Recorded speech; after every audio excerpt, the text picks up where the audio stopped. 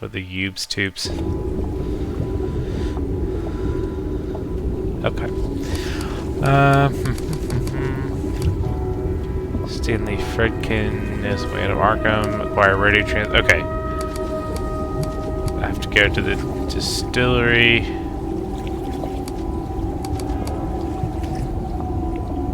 Let's go to French Hill. Victor Dumitrescu. House 17. Okay. Dumitrescu, House 17. It's on French Hill. Okay.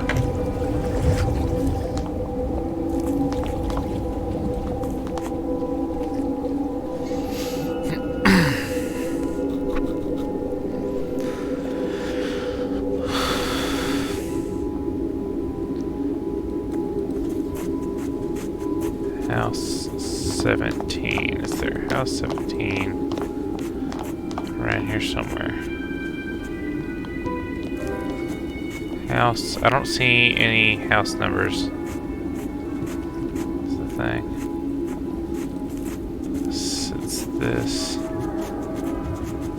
There's still something going on in here. This beautiful mansion somehow remains unscathed and is obviously still occupied, though the relentless vein root have begun to assault it most aggressively. He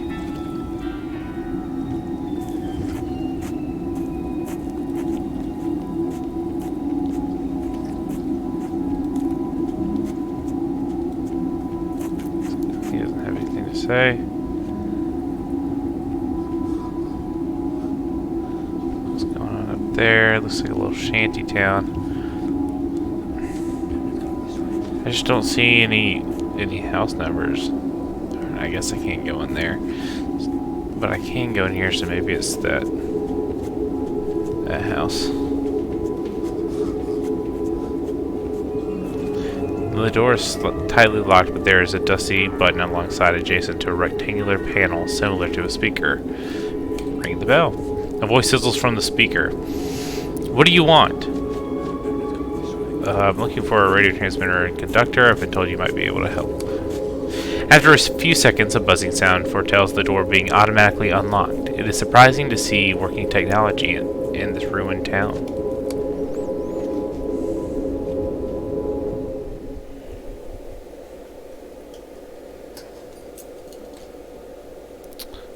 Cool.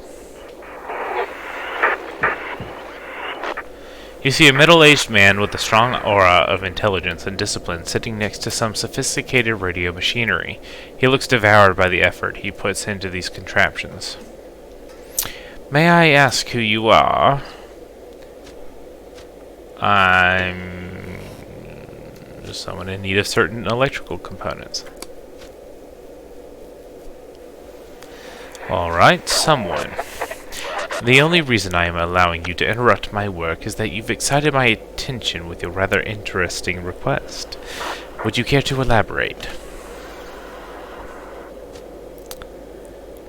Let's just say I have a keen interest in radio technology, like you. Is that so? Are you a man of science, someone? No, but it is my best bet. I see. Many people out there have invented pitiful things simply to have something to hold on to. I apologize, but what am I doing? What I am doing here has real value to us all. Will you help me with the parts?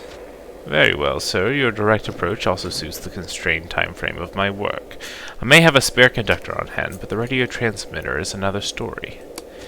A story that I may also have a role in. Would you care to elaborate? He smiles thinly. I placed an order for some radio equipment and other electrical parts not long before the event I now described as a planar shift. After the disaster, I was as frightened and depressed as any other resident of this lonely town, but eventually my desire to continue my work helped me recover. Perhaps sensing it was my last resort, I returned to the lab. After some initial measurements and tests, I knew I was onto something. I knew that I was on the cusp of a discovery that could help us all. But, just like you, I found myself in need of radio parts. What happened next almost cost me my life. What happened? I headed for the Marsh warehouse. I knew that my shipment had to be in there someplace. It was the early days of Wax Face's rise, and the chaos in the streets gave me the cover I needed to enter undetected. There were things inside. Fear spreads on his face. Creatures straight out of the folk tales of my childhood. Varkalak, beast people. After I had nearly lost an arm to one of the monsters, I decided to leave the shipment where it was. I cannot complete this important work without myself, after all. You see what I mean? Then the transmitter is still there? I heard that the warehouse was sealed, so in theory, yes. If you can somehow survive the Varkalag, you will find my shipment. He hands you the bill of delivery. This will help you locate the crate. You are free to help yourself to the transmitter, but please bring me the remaining components. They are crucial to my efforts here. Where is the Marsh warehouse? It's in the Riverside district, an old brick building. You won't miss it, I'm sure. I'll find that crate. Cool.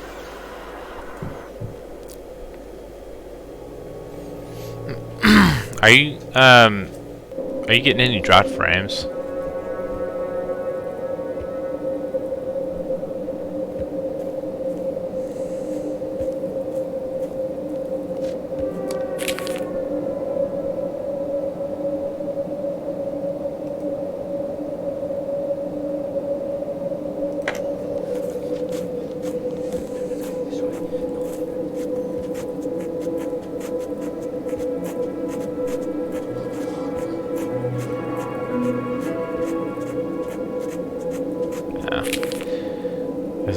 It's showing me that I'm skipping some frames. It looks a little choppy. I'll have to see if I can change some settings. Alright. Distillery. No.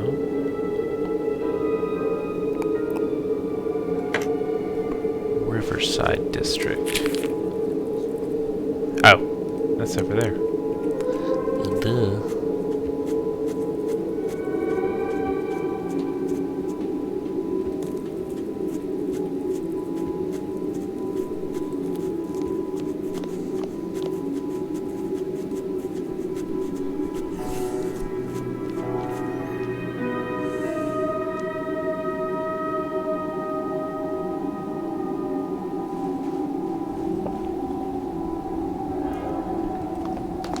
What is that?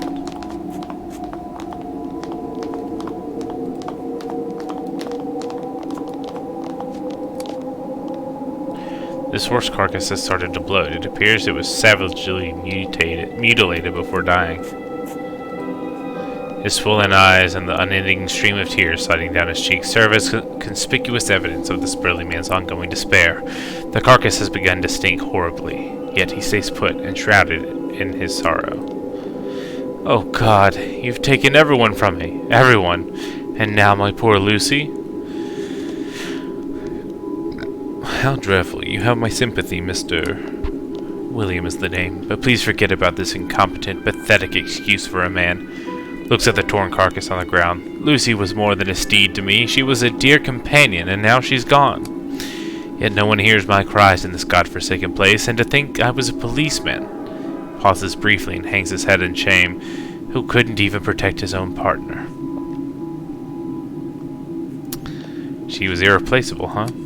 People, they only hang you out to dry, throw you out to the lions, sell you out. His voice gets raspy with frustration. People deceive. Lucy, she never disappointed me. She was my one true friend.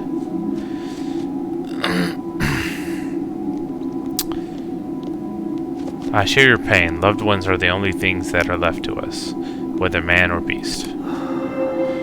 His self-pity morphs instantly into a fiery vengefulness. But they're dead wrong if they think I'll let them get away with this. I'll slaughter those beasts as they slaughtered my Lucy. He returns to his hopeless abandon just as quickly as he staved it off.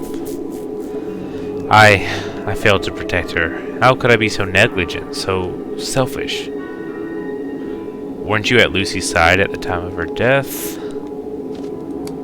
Yesterday I left Lucy alone and went to the bar, just to forget myself for a little while. When I returned, she was decimated, eaten alive no less. Oh, my poor Lucy, falls into tears.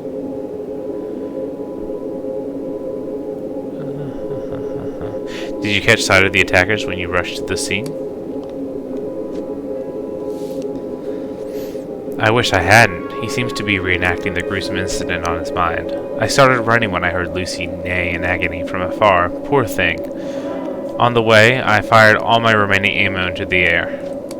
It was so dark I couldn't see much, but they had the silhouettes of wretched, dare I say, dogs. And they grunted like hounds from hell.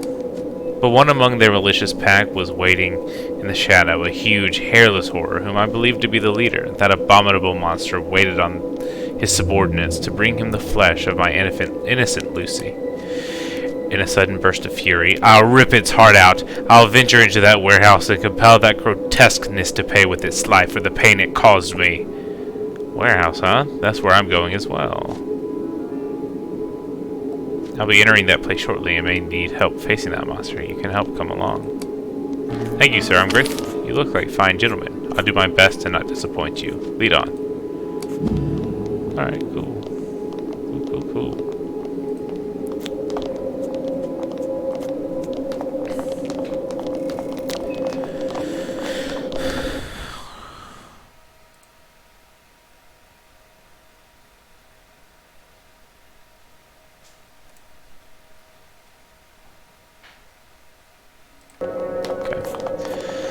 Alright,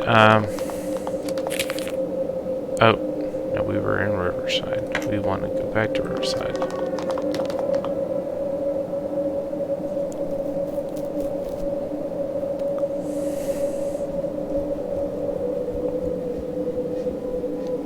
Alright, so, where is this warehouse?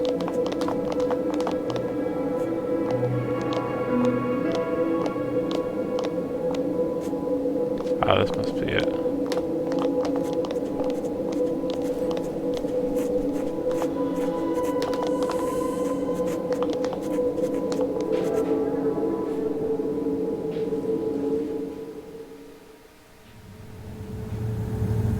Alright. Outsider wants to talk. The outsider looks at the lifeless body of the animal named Lucy, then diverts his gaze to the weeping man. I can see that his love for the beast is turning him into a lifeless revenant, blinded by pure anger. To be able to feel such a deep affection for a creature not shaped in the same form as himself, he was not simply the master of this beast of burden, he was much more. I find it admirable.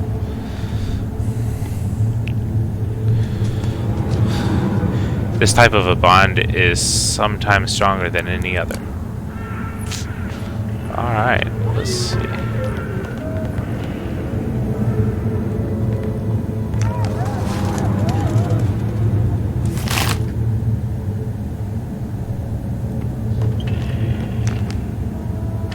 Great, sealed shut. I don't possess anything to craft.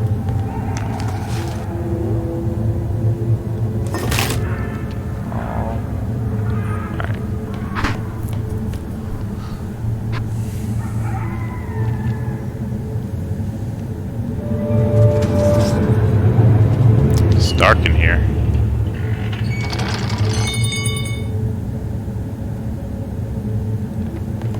It's real dark in here.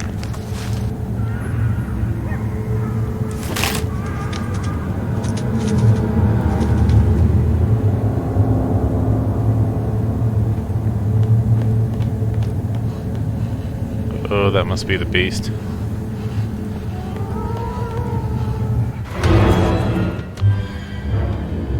Struggle begins.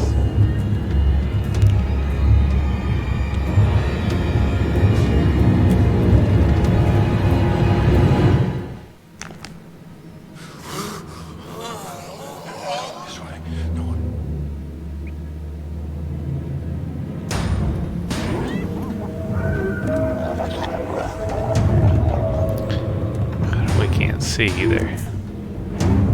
Son of a gun.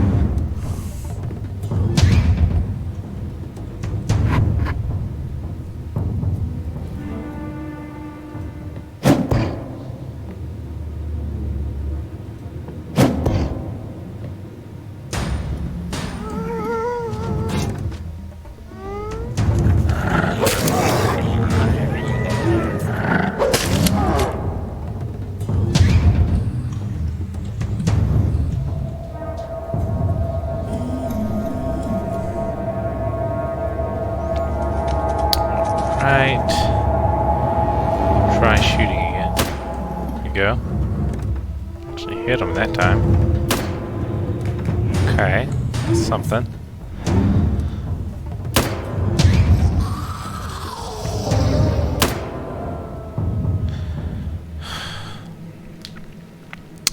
I may need to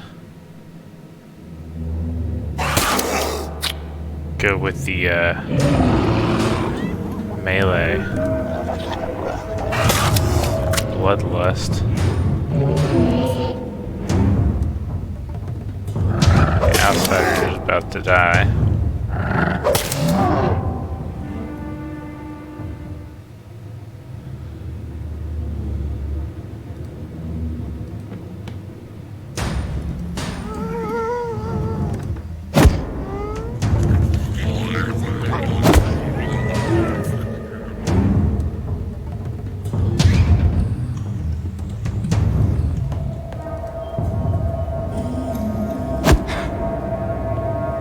Yes, really?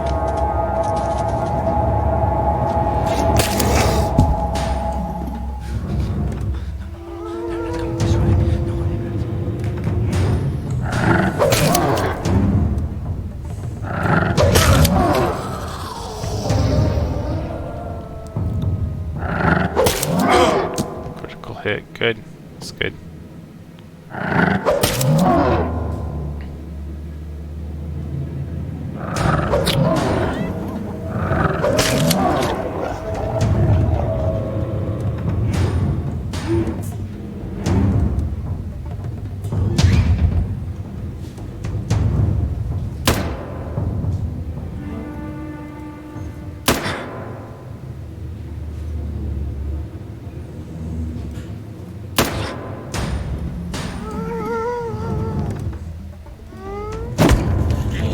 Golly. It's dark as hell in here.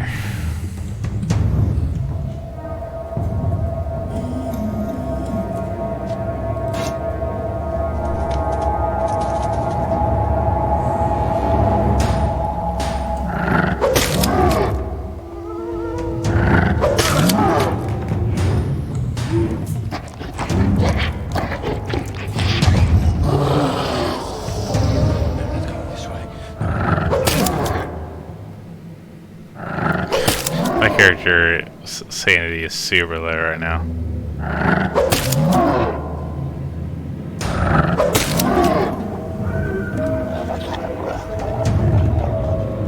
Good gracious.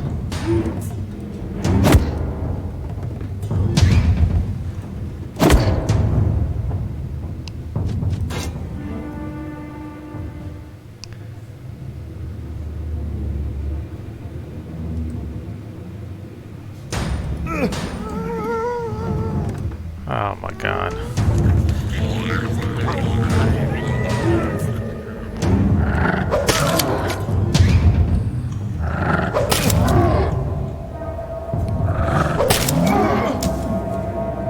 We're so screwed. I don't think we're making it out of this fight.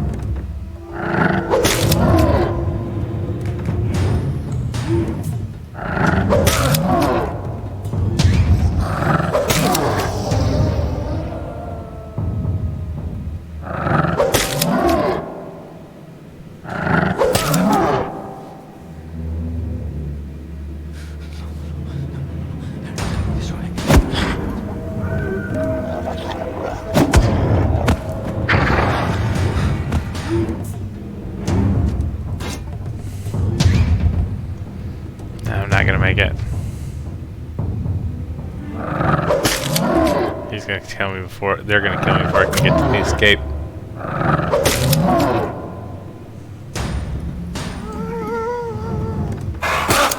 Oof. Okay.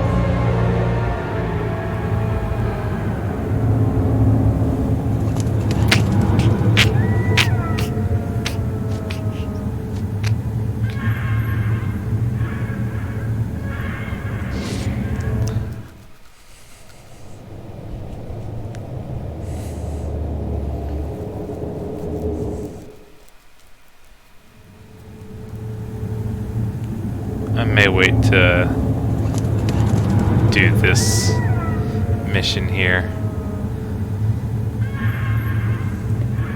Let's go somewhere else, I think.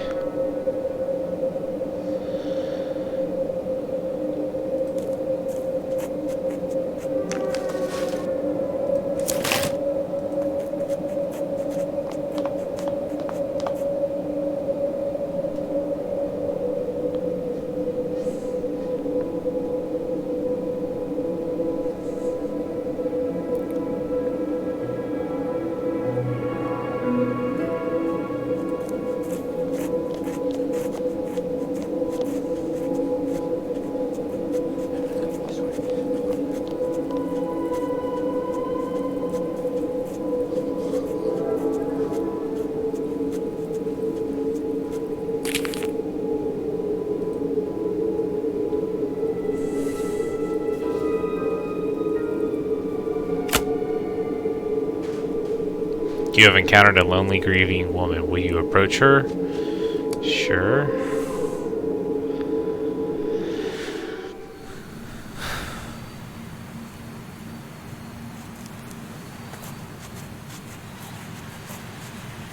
You see a middle-aged woman in widow's attire. She looks devastated and is talking to herself. And I'll say it to them, yes, I'll say it. She seems to be rehearsing a speech prepared for her yet unseen adversaries. You brutes, you will stop this at once. How can you condemn innocent people to such a fate? She continues her speech while looking at you, though you're not sure if she's really aware of your presence. And I'll teach those heartless men a lesson. I'll do it! Excuse me, but this doesn't look like a good place to wander alone. Do you think I care, sir? What have I to lose? I'm on my way to do the right thing, and the one above protects the righteous. The derelicts in charge of that cancerous distillery will account for their misdeeds. Let's see. Well, for one, you've got your life to lose. You see, this is what I'm talking about. This fear has invaded our hearts when all we should ever fear is the Lord God Almighty. This spiritual decline is what's really killing us, as it killed my Herald. How did he die? You realize you've crossed into a territory she doesn't want to revisit. They killed him. He wasn't the kind of person to do that otherwise. He would never have left me alone in this place. She's in tears now. I'm sorry, madam. Thank you. But oh God. She completely loses control and starts crying her heart out. You listen to her weeping as it echoes through the ruined streets. Soon her cries subside, but the vengeful fires burning in her eyes show no sign of fading. You mentioned that something was troubling Harold. My husband was the mayor's assistant. He had a disturbing experience at work, some while before the Black Day. I begged him not to think about it, but he just couldn't let it go. He started to drink heavily thereafter. What exactly happened to him? Harold said that Mayor Anderson wasn't in a normal mood that day. He was anxious about a strange man visiting his office, a man in black. It had something to do with an invitation, I believe. A man in black. Do you know anything else about him? She seems uncomfortable. Oh, I don't want to think about it anymore. I don't know what to make of Harold's account. It's all too hard to digest. But my Harold never recovered from that incident. He believed that he had somehow she's overcome by tears once again. Damn it all! I wish the Lord had blinded me too, so I wouldn't have read that journal. Do you mind if I take a look at that journal? Why, no you can't, sir. As you can see, I have much more pressing matters than sharing Harold's intimate accounts. I have a town to cleanse from the poison.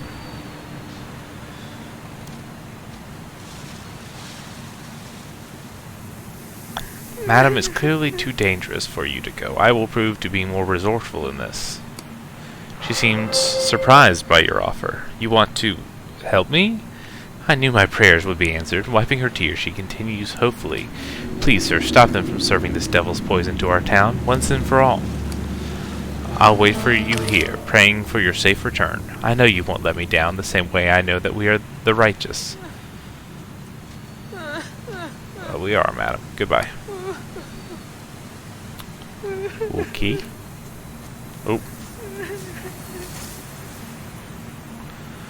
The creature turns to you after observing the grieving woman with his coldly burning eyes. Rarely, only rarely does it comfort me to have neither people to love nor to love me. Oh, I forgot to see what he said. Dude, what is going on with these dropped frames?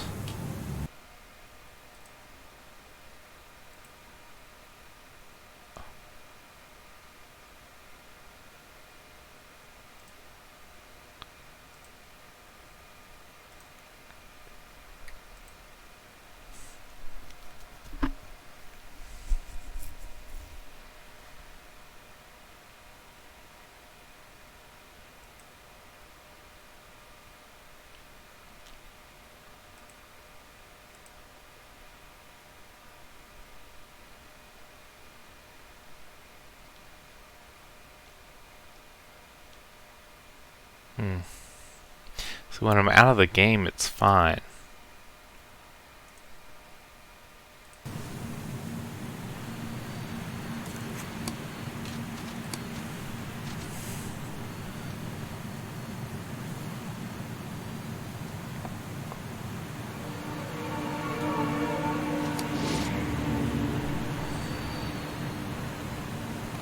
He may be lowering the quality, or I don't know.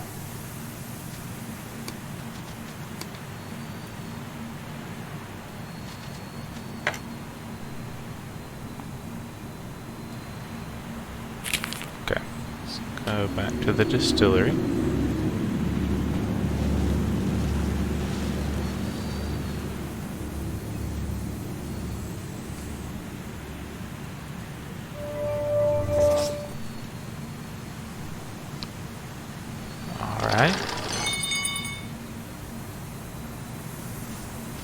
These wooden gates are reinforced with metal plates and have been unitedly erected by the Mod to protect and guard the premises against poachers.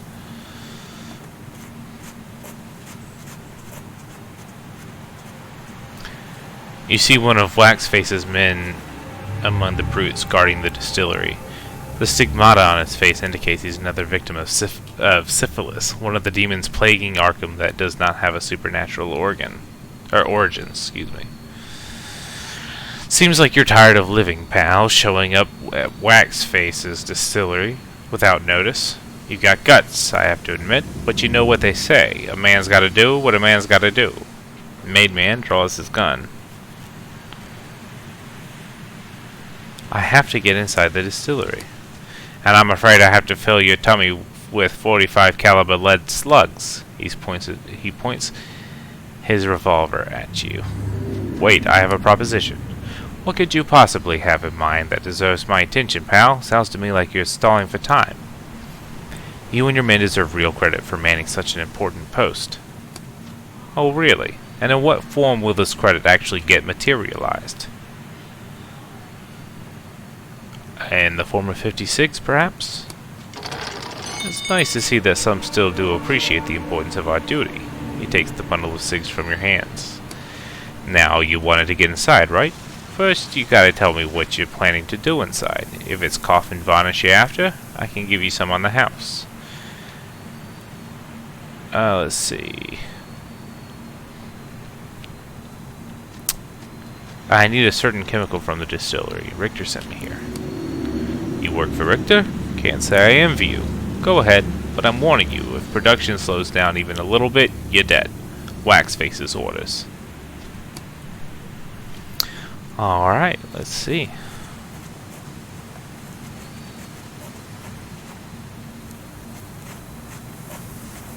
Gotta figure out where to go and who I need to talk to.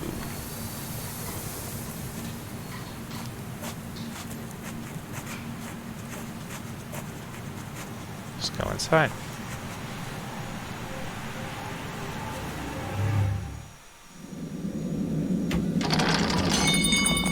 Is that another leak? You see a sweaty, weary man approaching you. His eyes and skin show the abrasive effects of alcoholism. He shouts at you, "Didn't I tell you apes to stop interrupting my process? The next shipment is coming, alright? Now leave me to my damn business." "I'm here for some..." The burly man gruffly interrupts you. "You were enjoying my quality stuff long before the damned calamity hit. Now show some respect and get out." Wax face needs methyl alcohol and fast. Get on it. The man observes you with his reddish eyes. And why would that be? The alcoholic's breath washes your face. "To replace me? You think I'm a fool? You'll have to kill me first, you hear?" "I was just joking. I'm not with the mob." "Ha! Ha! Very funny, pal. Did you come here just to tell shitty jokes? Or did you want a beating from this old timer too?" "I'm in need of some methyl alcohol. Can you help me with it, sir?" "That's easy. This laughable facility produces a ton of it already, and it doesn't make the product the healthiest around. But since there are no health inspectors left in this rotten town, it's no big deal, eh?" "In that case, may I have some?" "Of course not. You think this is the Arkham charity ball or something? In Kentucky, we earn things with our sweat and blood. Look, pal, I'm really tired of..." Gesture to the distillation tanks of all this. "They've got me grinding away in this place all day, every day. A real slave drive, you know. And since there ain't no regular days and nights anymore, I've been doing this, like, forever. But you know what I really want to do? I want to cross my legs, pour me a glass of Mammoth Cave, and simply enjoy the damn thing. Oh, and a cigar. Of course, a cigar. Sorry to interrupt your fantasies, but what do you want from me?" The man lifts his gaze from the ember of his imaginary cigar and continues in a much cooler tone. "You're going to get rid of the Horsons waiting outside for me so I can finally have a decent rest." "You want me to kill them?" "Yes, every single one," talking to his unseen apprentice. "You think I'm a goddamn slave, you bastards? You think you owe Mr. Wheat?" Speaking to you again. "Kill them and I'll give you a bath in your damn wood gall." "I may need a hand with that." "Oh, you're the wimpy kind? No worries there, pal. Mr. Wheat has an answer for that too." He slips a small bottle into your hand. "There's a barrel of moonshine, the good stuff, that they keep for themselves, near the gate. Pour this into the barrel and leave the rest to my little pal here. And before you go, I don't know how you managed to get in here, but they shoot on sight. You just get my wood grain alcohol ready." Alright.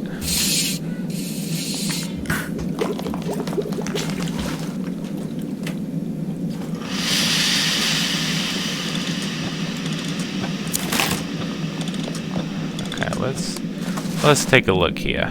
Oh, level up. Let's go with firearms. And melee. Yeah.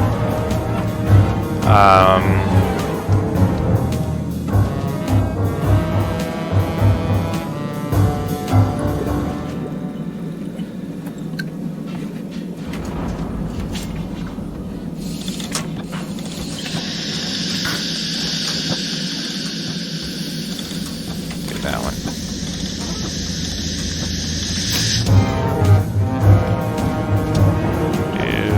Occult melee.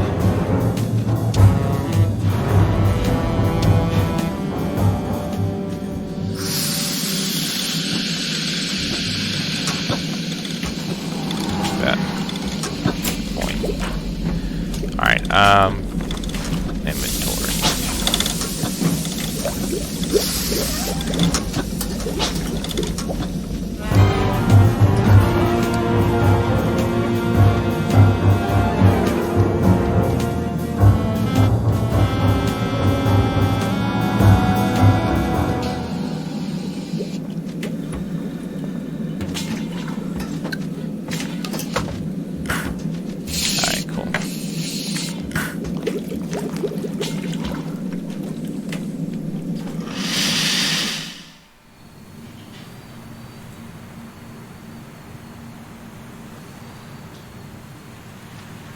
Old and discarded victims of Mr. Wheat's distillation procedures.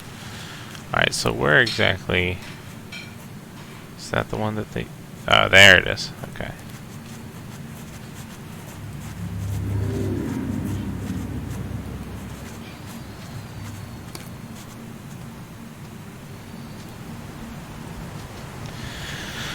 We're going to use Mr. Wheat's poison.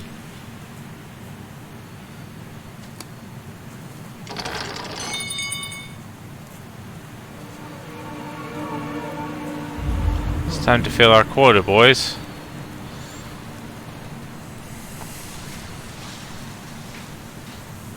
Enjoy, you earned it. It's about time, yeah. Best time of the day. This feels strange.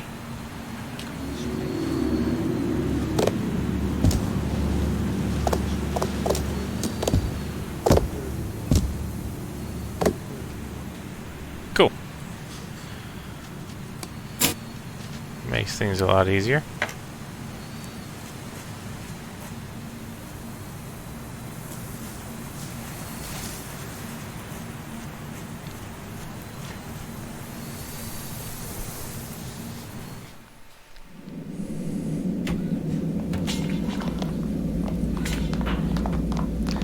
Get rid of those bastards. Yes, you did. Looks at the window and smiles. Don't worry, no one's gonna miss those bastards. Good job, pal. Good job.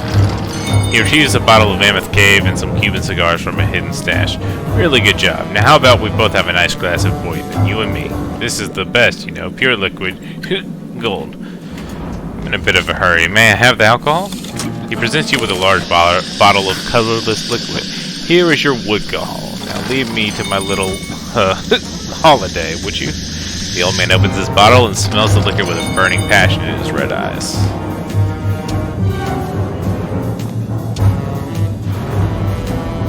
I also have to ask you to stop producing this poison. He responds to your request with a grimace. Grimace, did you really have to ruin this moment of pure beauty, did you? Look, pal, I'm not proud of the product that we make here either. But at this rate of production and with this third-class facility, I can't do anything about the quality. Now leave me alone before the next bunch of bastards arrive. You know where the door is, don't you? Seems I'll have to find a solution myself. Okay.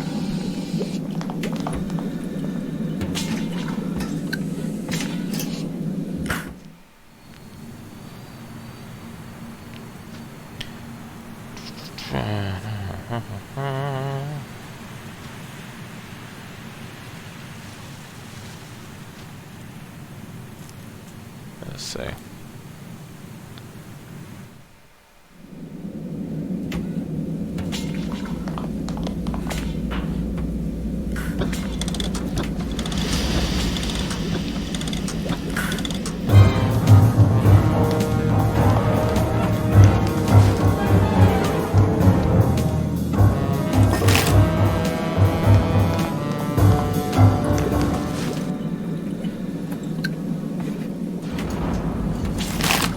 Cool.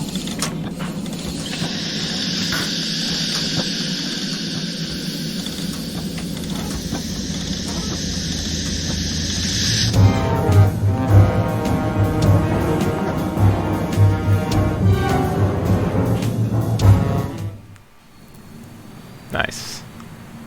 I didn't either. I've never been a mod myself.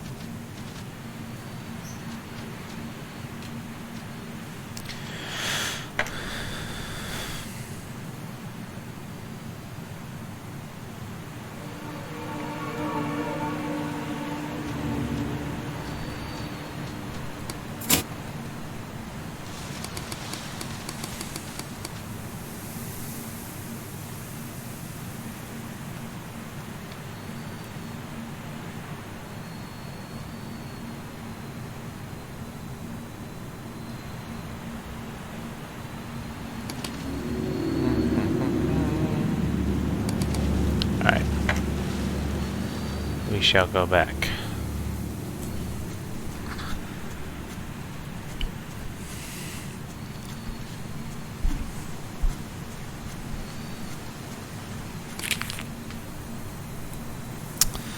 Alright, we'll go back and talk to the widow.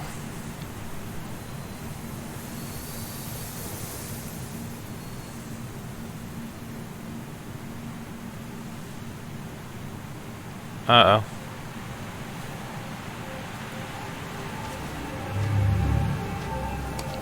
Her torn clothes alongside numerous bruises attest that she not only fell victim to a cold-blooded murder, but was also molested beforehand.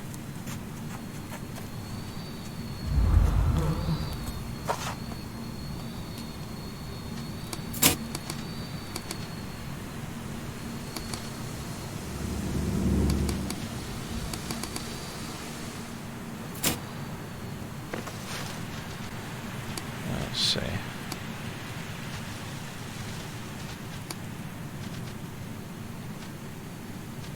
Mayor Assistance Journal.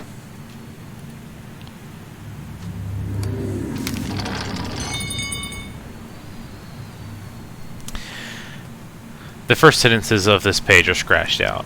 Today, Mayor Anderson received a guest, a strange man who I'd never seen before.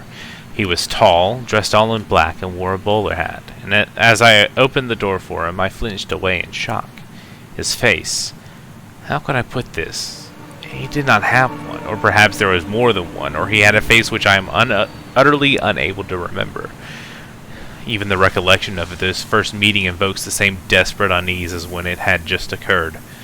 Once our visitor was sequestered with the mayor in his chambers, my curiosity began to itch, despite the alarming bells ringing in my mind. I bent to watch them through the keyhole. I saw the dismal man hand an envelope to Anderson. From what I heard of their conversation, it contained an invitation for a special screening at the Arkham Theater. The man in black added that all the notable figures of Arkham had been invited, and then turned towards the door. I rushed to my desk and rather frantically pretended to work. Immediately the door opened, and after a few silent steps toward the exit, the dismal man halted right by my side. My heart pounded as if to burst from my breast. He said to me, "You gaze upon things not meant for you, little man. Mayhap you ought not look at all."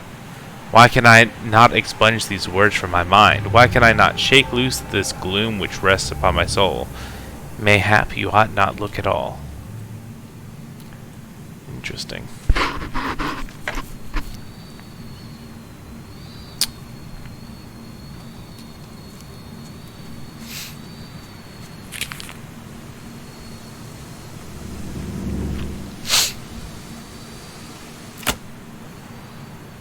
There's an extremely pale, lifeless-looking man in U.S. infantry uniform manically firing at his surroundings with his military rifle.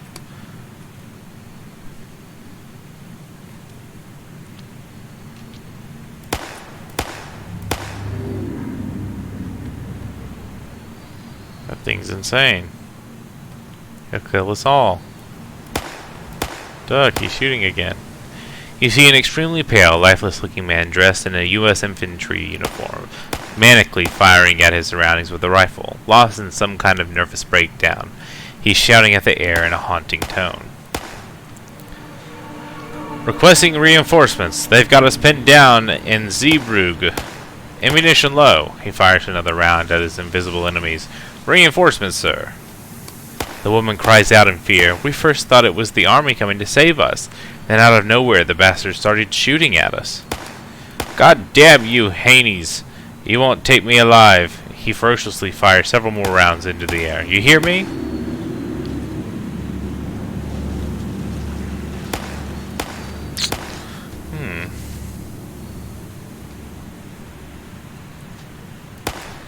Do I have athletics or stealth stronger? Let's go with stealth.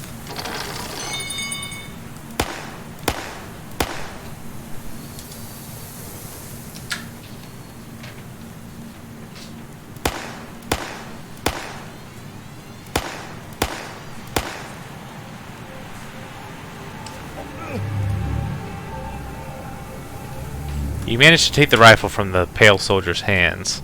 So rusty, you're surprised it still fires. Without his weapon, he rests his empty gaze on you. His cold, dead stare suddenly shows a glint of respect, as though he recognizes you. Lieutenant Johnson? Awaiting orders, sir. Are you crazy? Why are you shooting at those people? The pale man's speech slows to a mechanical drone. Lieutenant Johnson, sir. Is this a test, sir? Yes it is. Awaiting orders, sir. Hut! Soldier immediately snaps to attention. How did you come to Arkham? Suddenly life comes to a speech. Arkham. Arkham is my home, sir. Born and raised there. I'd like to see the old town again. Maybe when the war is over. Seems you've come home at last. The lifeless soldier does not respond. He stands as though he's guarding something. After a while, you realize that he is actually guarding you. Tell me who you are. The pale soldier pauses as though he's lost in a no-man's land of dead memories. Sir, I don't know, sir. I can't remember.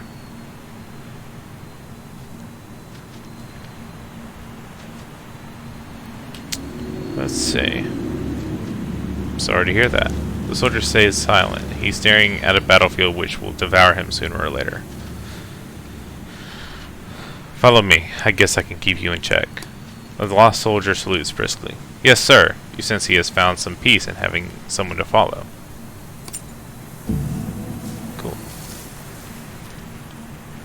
Have a new follower.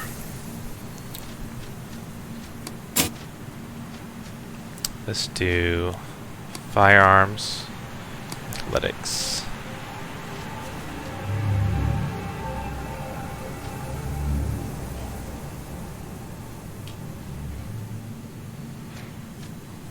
Military discipline. All right.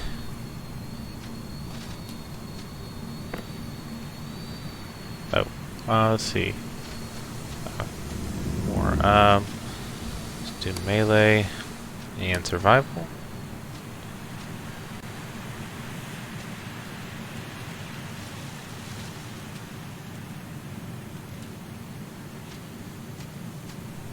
We'll do affix bayonets. Okay. Inventory.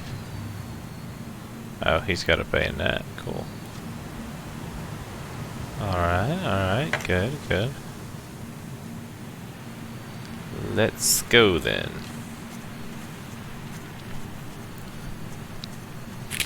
He will be a huge help, I believe, in the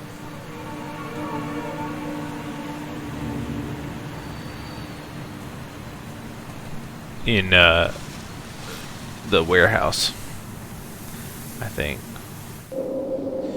I feel like we need a way to see better in that warehouse. Alright.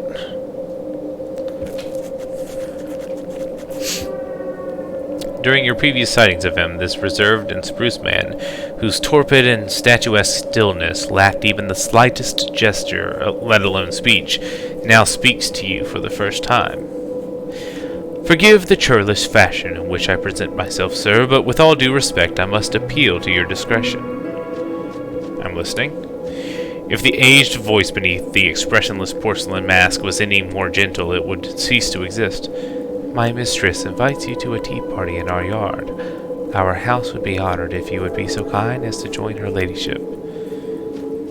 Who is your mistress? Her ladyship is one of the most elegant, most erudite women who has ever graced the earth. The hospitality of my mistress confers esteem and privilege to her guests. Please relish a cup of tea with her ladyship, sir. Have no doubt that you, an esteemed guest of my mistress, will be treated with the best possible service. Very well, I accept her offer.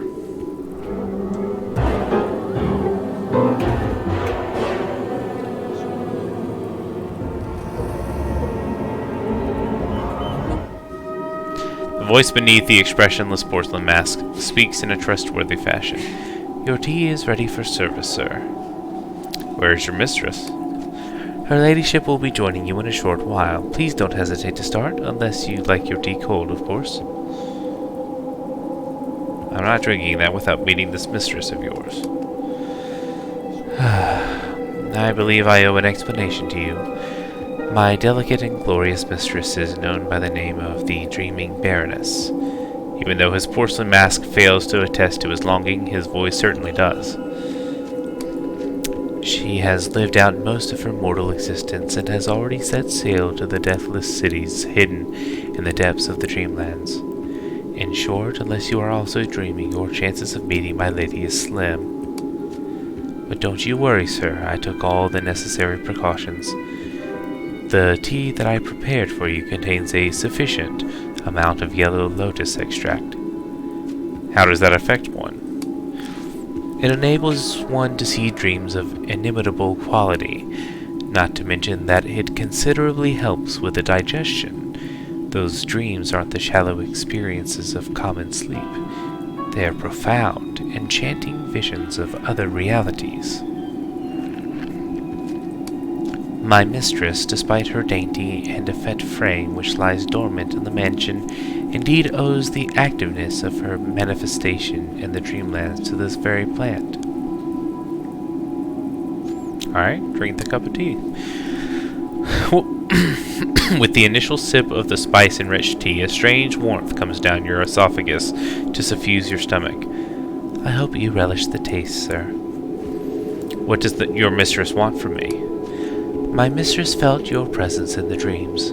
She has an inkling that you may be able to help her. Drops his head down ruefully. My mistress is, how can I put it, a prisoner. On her journey of immortality to Sonanil, she became enthralled in the Larian, the city of demons and miracles. It's there that you'll open your eyes to the dreams of your next sleep. I entreat you, sir, save my mistress. She's my blessing. What am I supposed to do? The butler with the porcelain mask extends to you a snow globe which he's holding with great care. This is a keepsake which has been in my mistress' possession almost for the entirety of her long life. It may not look like much, but please remember, sir, objects may assume different properties in dreams, especially if they hold sentimental value for their owners. The butler is silent once again.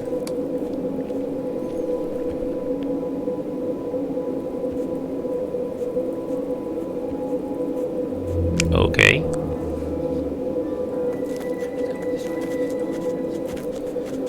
So let's see. Let's go to the warehouse.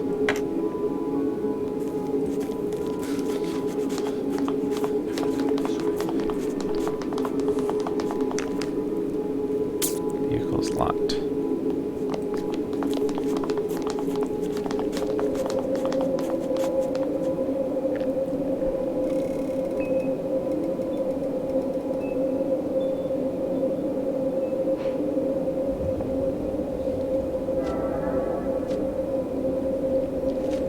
Let me check my inventory to see if there is like any sort of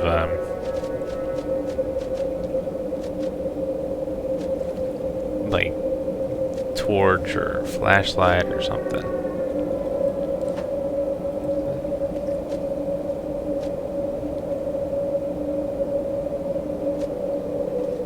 There's kerosene.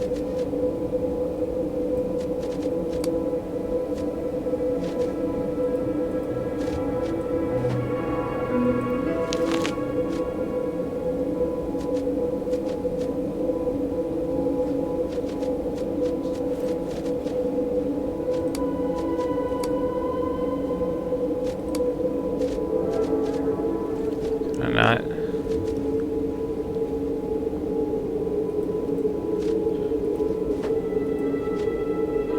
Oh, there was a crafting bench in the warehouse, I believe.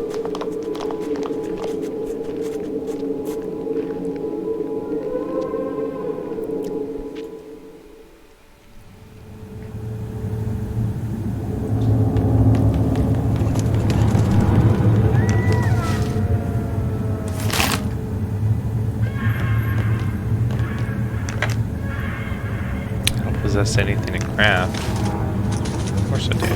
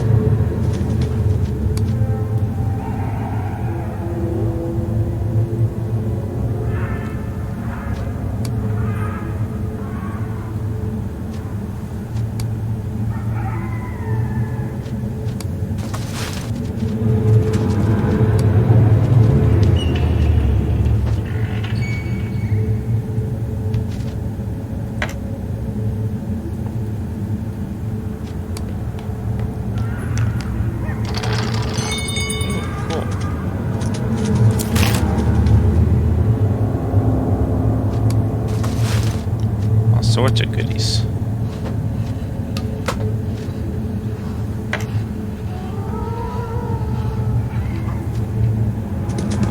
All of the tools that are hanged up on this wall are frequently put to work, as evinced by the abundance of grease and fingerprints that seem to be smeared all over them, as well as the degree of wear they have so rigorously sustained.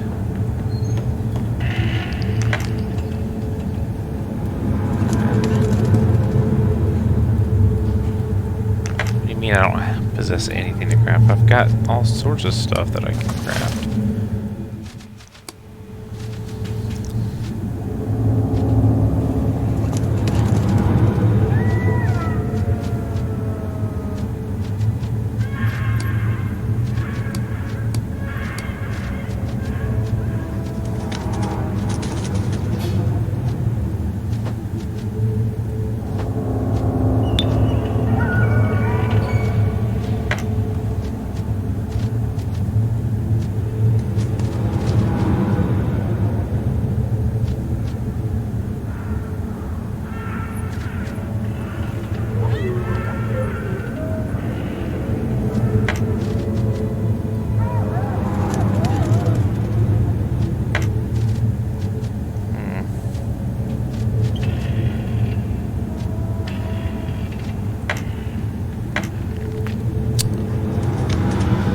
Okay, well, let's see what we can do.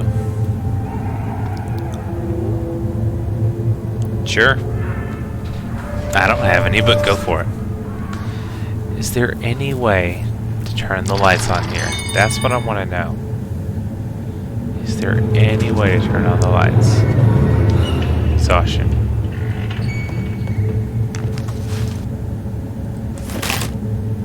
Alright. Since I'm exhausted, let's just go back to the EO place.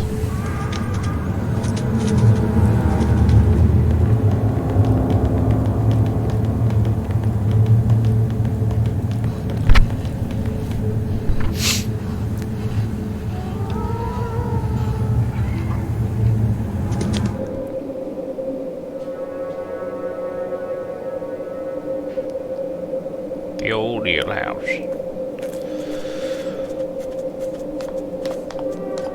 Gotta rest.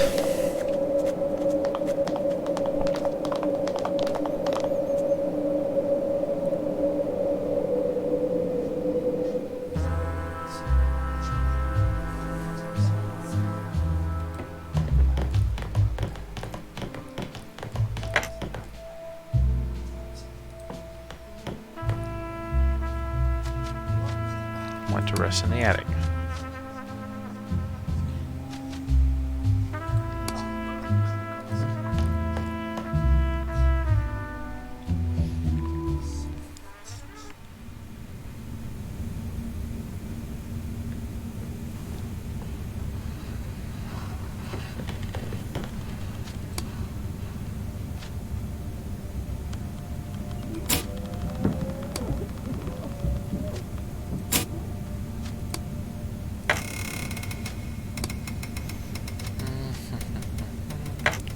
research.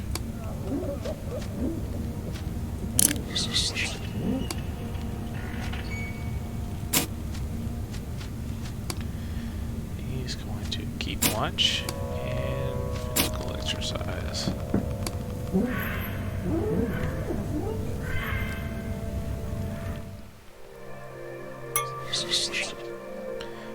Okay, so here we are in the dream world now. The prodigious head-shaped construct, which towers towards the horizons of this architectural impossibility, speaks with a sharp-tongued voice whose timbre and volume is more akin to a thunder than a human. We know why you've come, mundane. After all, aren't dreams the most pristine mirrors of one's desires? Forget this not. It's not us who holds her captive here. It was her fears and desires which did. No dreamer shall leave Thalarian without confronting them. Find the reasons that imprisoned her in this garden of notions and made her assume the identity which she calls the Dreaming Baroness, so she may know them. You must ascertain the three things that affected her most deeply in the order with which they manifested from the past to the present. Who or what are you? I am one of the beings who inhabit Thalarian. Your kind call us demons. There is no single name that can define us. We are the walls and doors and stairs and spires and statues of Thalarian. We are Thalarian. How would I know such private things? The being falls silent. Okay. Good help. The statue addresses you with a tender voice that's as smooth as velvet. I'm the desire to remain young for all eternity. You are one of the reasons which made her the Dreaming Baroness.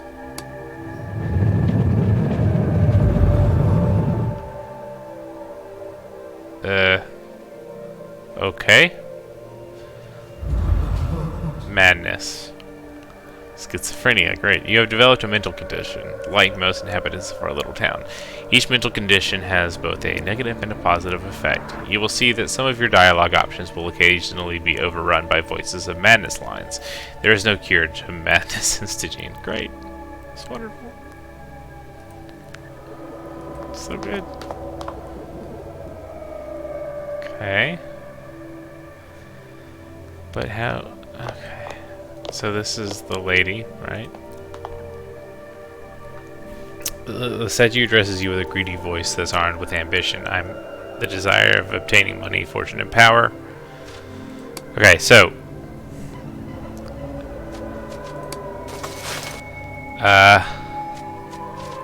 inventory. I have this...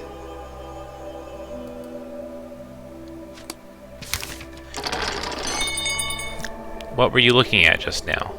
The woman asked. The lust of but a moment ago was cooling for a serene interim, for which the fatigue of her body was responsible. Nothing, the young man replied, diverting his gaze to the window where clouds of snowflakes gently descended from a gray sky. The woman knew where he had been looking. His eyes had been fixed on the sagging flesh beneath her chin, the undeniable evidence of her advancing years. However much time or expense she spent on grooming or clothes, time fulfilled its duties without discrimination or mercy. A fierce desire to reverse this fate rose within her. Wouldn't everything be perfect if only we could remain young forever? The old woman was asleep in her room, where the queer azure light bathed everything in a throbbing pulse. Her awareness and thoughts now manifested in realms other than the one occupied by her physical form. She could sense her bond with Arkham gradually weakening. For the last time, she invoked in her mind's eye the image of the children in the tunnel. She would visit them in her dreams and calm their frightened, palpitating hearts. She had to find a symbol for them to cling to, something which they think could look to. Something which they think could look to for strength as a protector. She imagined the arches of the bridge under which they'd taken shelter, and at once inspiration struck. The gargoyles! Metal gargoyles that would crown the bridge. She had found the guardian she'd been looking for. During that frosty evening stroll, she suspected for the first time that her dear and faithful friend Beatrice had changed in some essential way. might no longer be the same woman she had known. She was thinking on the invocation ritual they had conducted for the Duchess of Lynchshire during their youth. Though well on in years, the two women bantered back and forth like two whimsical teenagers in a college dorm. But our absolutely best idea was to inflict Andrew, the Duke of Wales' son, upon her. Oh, what an incorrigible leech he was, said the woman, turning to her old friend, but Beatrice's expression showed nothing but dim befuddlement, though mere moments before she had been giggling manically. Now she looked about herself vacantly with an expression like a stunned pigeon. Fear, as sudden as it was sharp, pervaded the woman's mind in that moment. She realized all at once that her friend was growing senile. That in itself was terrible, but worse still was the realization of how fragile, how rooted in decaying organic flesh, is memory and knowledge. She could never accept this simple fact. All that she had discovered, all that she had learned of the lore of this world, it couldn't be all for nothing. There had to be a way. Hey, not Christmas theme. We're actually in a dream, and we have to save this lady from her dream. She's imprisoned in her dream, in the dream world. What's up, man? Alright, let's see. The woman watched as her second husband brusquely exited the house. He had long abandoned the green pastures of courtesy, but she paid him no mind in any case. To her, he was nothing but a clumsy marionette, made to dance by a mute puppeteer. Still, she could guess at the broad strokes: progeny, legacy, lineage, heir. Though intense anger welled up inside her at this irredeemable man's attitude, at the implication she was somehow incomplete, the lasting emotion she would come to feel was relief. From her window, she watched the resentful man climb into his carriage. Falling snow would soon blanket the streets of London, would soon bury everything. The woman was, as of yet, unversed in the ways of evasion which she would so frequently employ in future, which made it difficult to tolerate her first husband. There was only one activity which they both enjoyed: traveling the world. From the hotel balcony, the young woman scanned the intimidating range of the Alps, soaring to scrape the clouds seemingly a stone's throw away, as if they were hiding some wondrous and terrifying secret beneath stone and snow. These trips recalled to her the rich dreams of childhood, wherein she embarked upon adventures in lands of impossible beauty and dimensions of Stygian agelessness.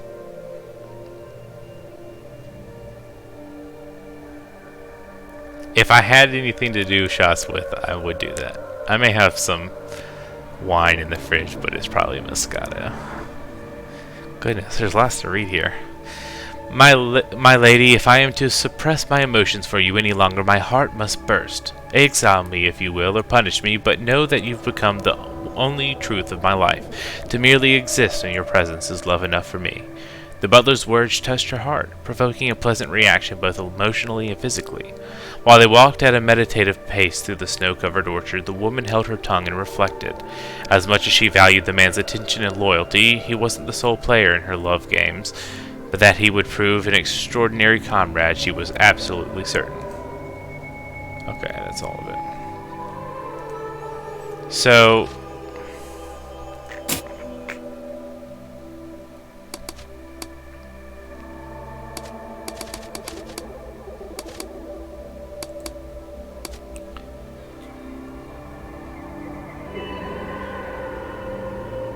in chronological order. Okay. So this one was the desire to remain young for all eternity. This one was obtaining money, fortune, and power.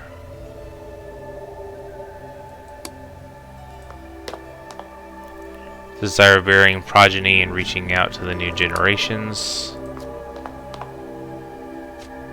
The apprehension of losing all that's learned and experienced. I think that's the second one. I am the desire to seek true love at the risk of wasting my life away. I'm the desire to discover and the end of setting sail to new experiences.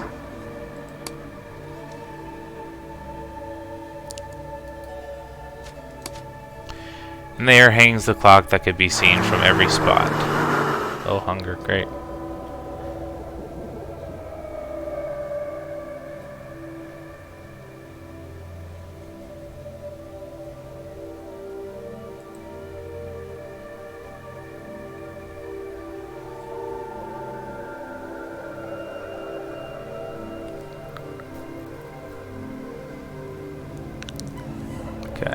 I'll need some food soon. Okay.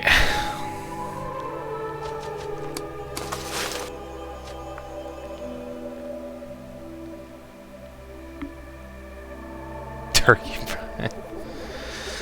Alright, shit. Alright, let's read this one more time.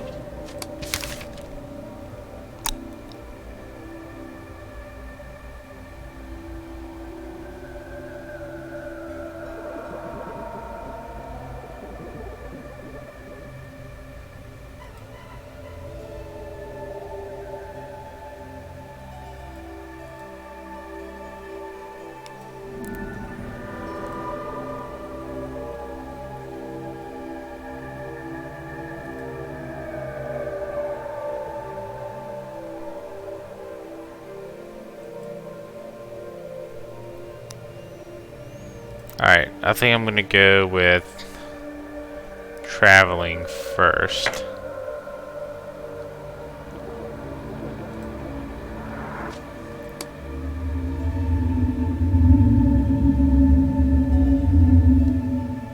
Alright, I think that worked.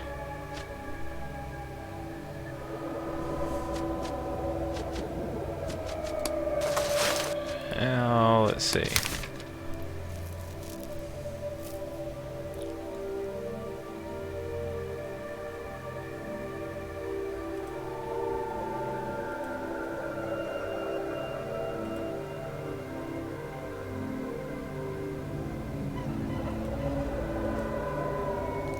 Alright, I'm gonna go with this one as the second. Damn it. Golly, they really ruin your sanity.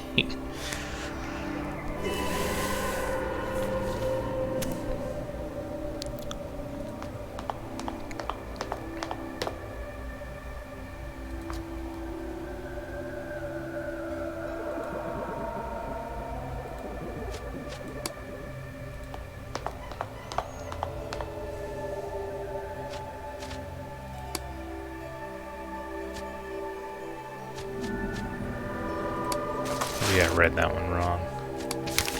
Alright, let's go back to second husband.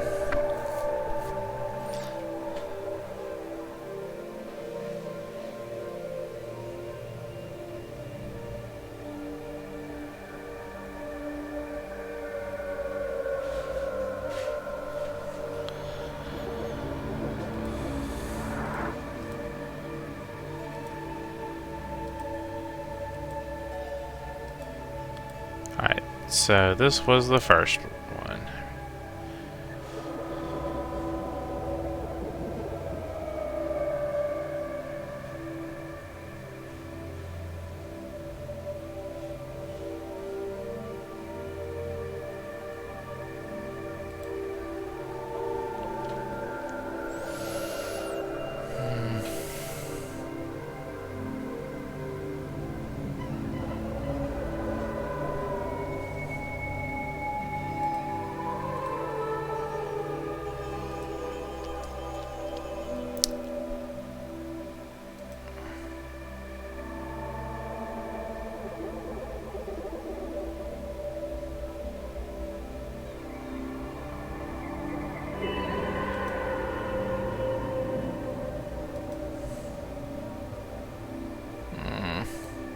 Man, I don't know.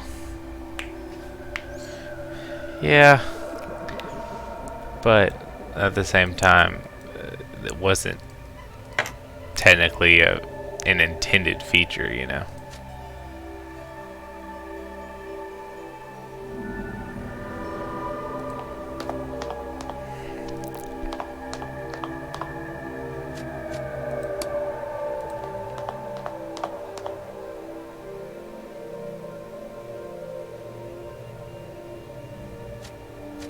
I don't remember one that matches up with that. Oh, this is irritating. Okay.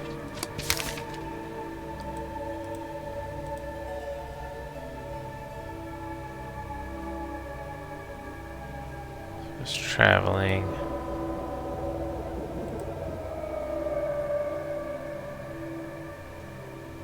Okay.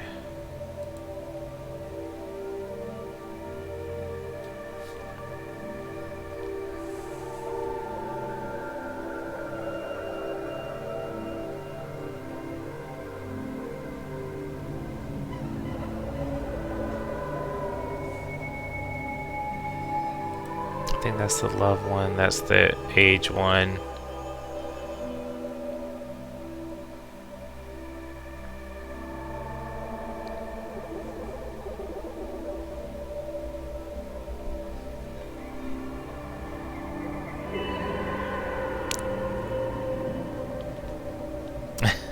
Fair enough, but like the options that you actually do have now like look so good.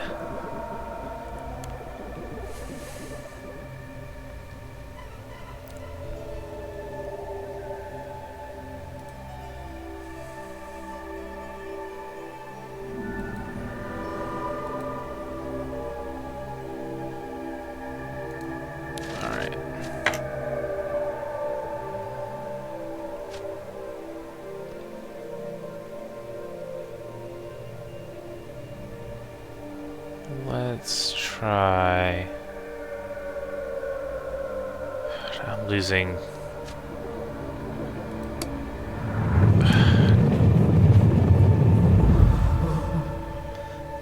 Losing sanity at an alarming rate.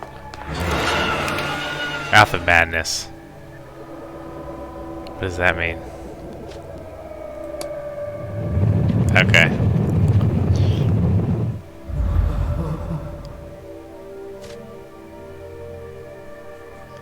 The character's on the verge of insanity and will be burdened with continuous angst accumulation until this state is over. Right.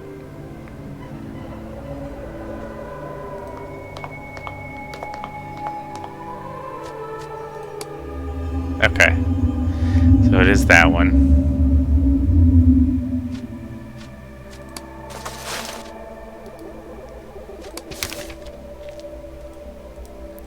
So, first husband, and this one.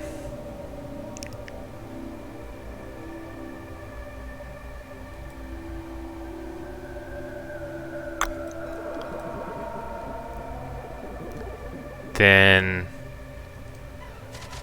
probably this one.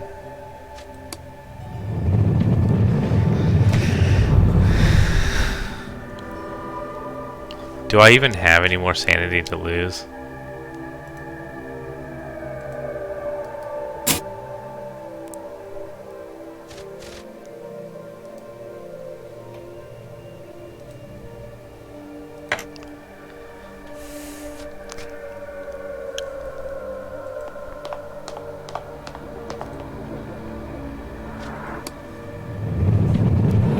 I don't know.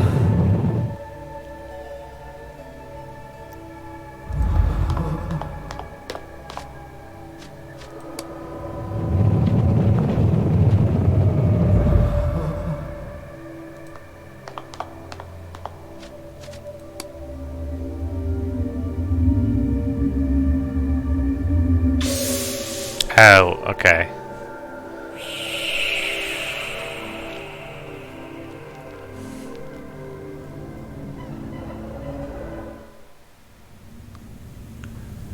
Well.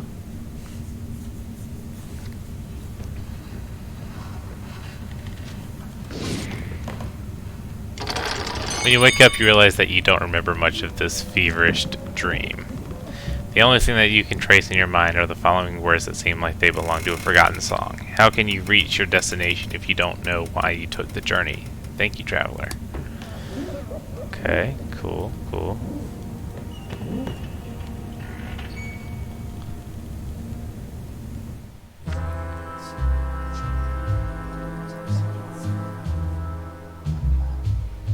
Do I really not have any food?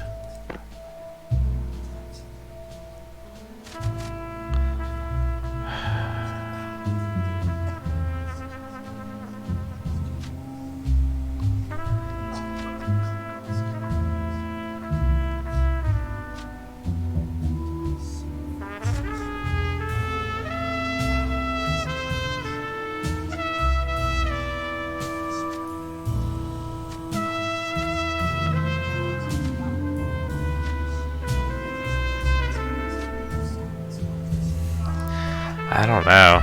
I have to choose a defect now.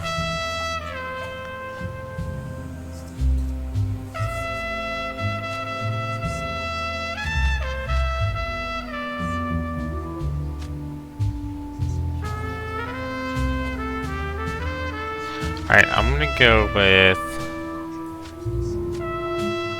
depressive.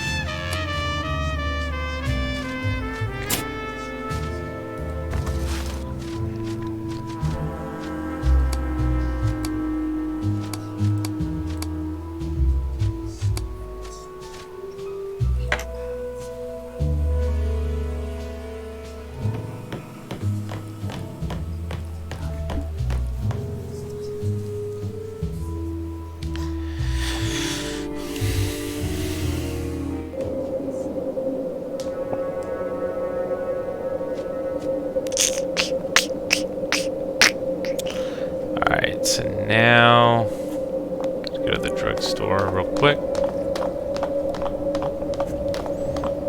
Hopefully they'll have food there.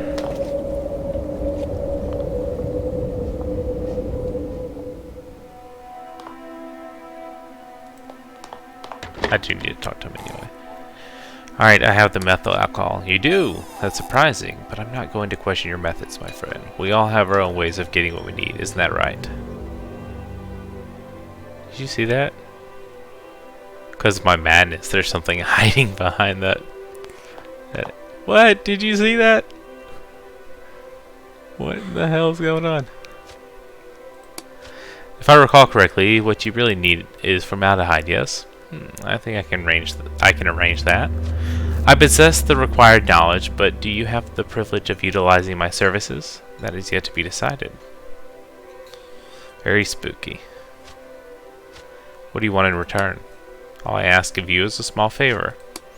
One of my boys, Thomas, requires a good old-fashioned slap upside the head. Since I'm too old for such vulgar behavior, could you please do it for me? The fledgling needs to be taught there are consequences for his rather abnormal behavior.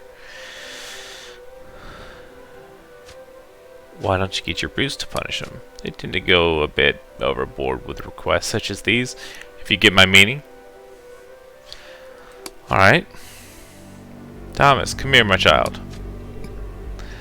A feeble and scruffy-looking boy enters the shop and approaches Richter's desk. Yes, Uncle Richter? Would you please turn your face to that gentleman, my dear lad? Yes, Uncle Richter. The boy turns and stares at you with big brown eyes. Oh, shit. I don't want to do this. After taking the crack of your hand, Thomas looks at you in confusion, remains silent. Thank you, Thomas. You can go now, my darling. The child leaves the shop with your crimson gift bright on his face. Oof. That will teach him a lesson. His thin smile is plainly visible now with all its unpleasant associations. Dude, he's got something that I need. And he's like a legit drug dealer. Like, I don't want to get on his bad side. This isn't supposed to be pleasant. Alright?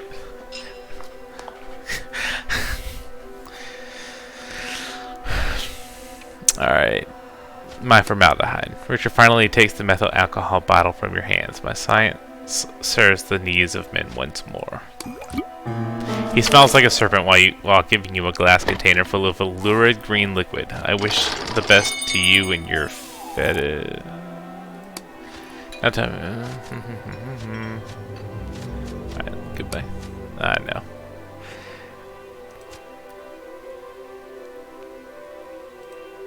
I'm trying to see if I can interact with this thing that's hiding.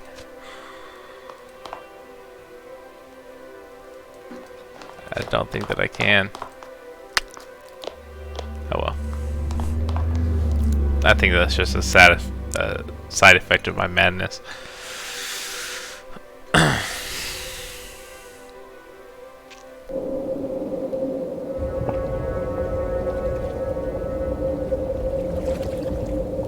Alright, so I've got formaldehyde.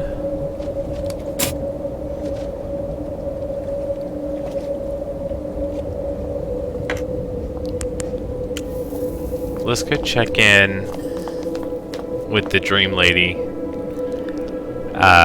before I go back to the warehouse and get my shit kicked by the ghouls again.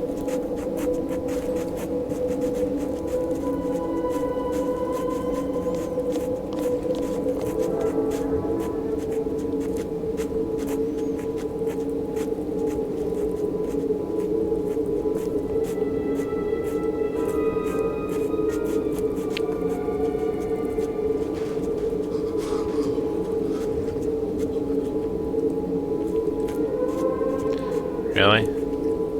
He's got nothing for me now?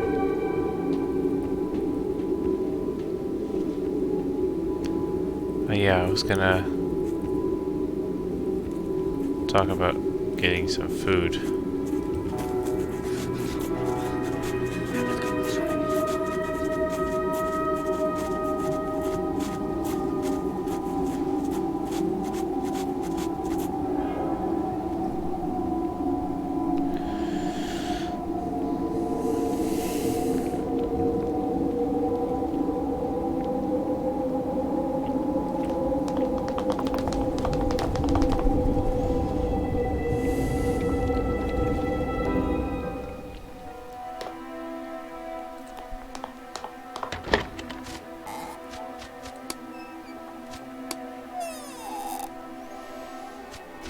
Does he even have food? He's got opium.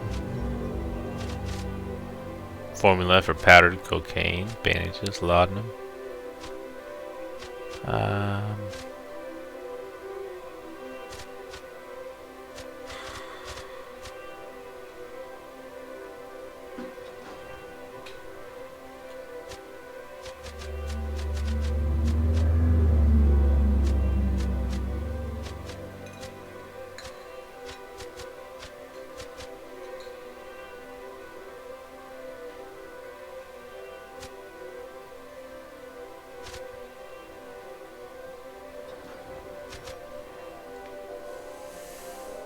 No, he doesn't have food.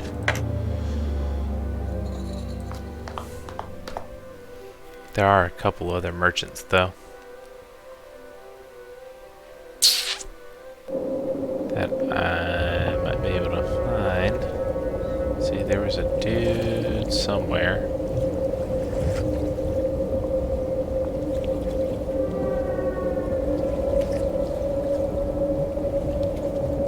Let's go that way.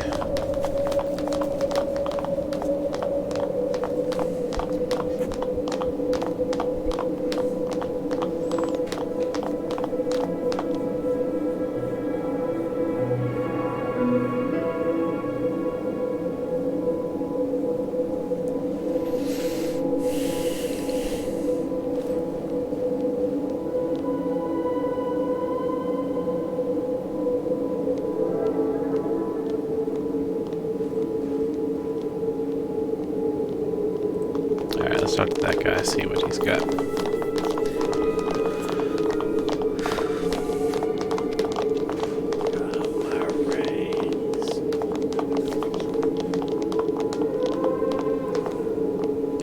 Although he looks like a living wreck with a lot of grease in his filthy hair, the man before you persistently advertises his merchandise, which looks more like trash to you, with an unfaltering energy. See what you've got. Oh, you got canned spaghetti. How many cigs do I got? 155. Cool. 2 cans.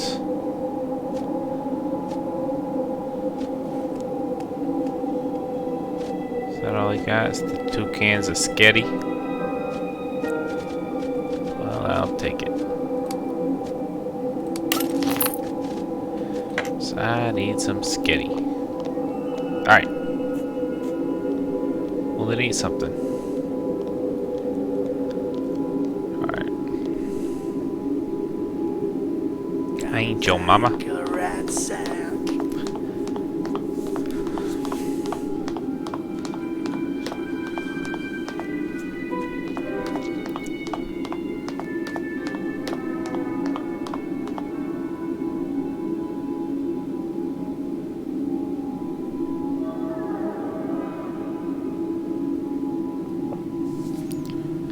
Alright, let's see if we can,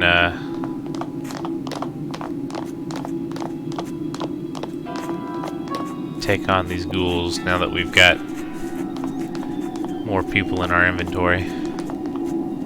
Or, more people in our party, rather.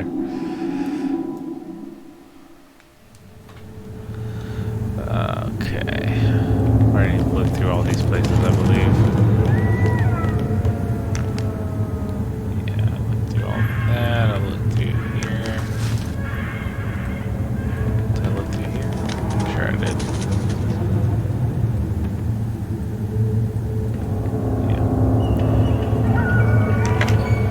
Yeah. How do I not possess anything to craft? I know I do.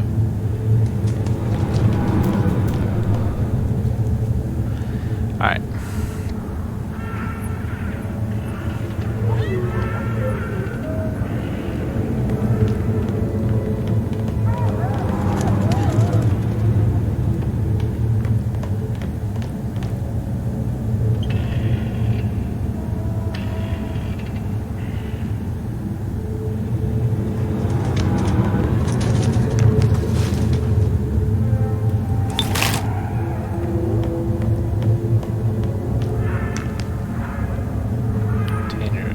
Locked.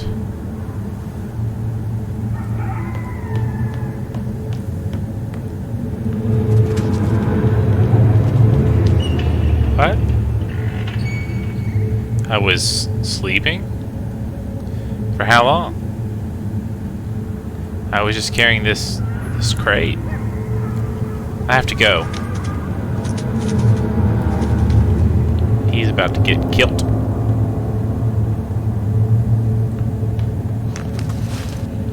Shovel and backpack. Shipping manifest and sleeper's cave dust.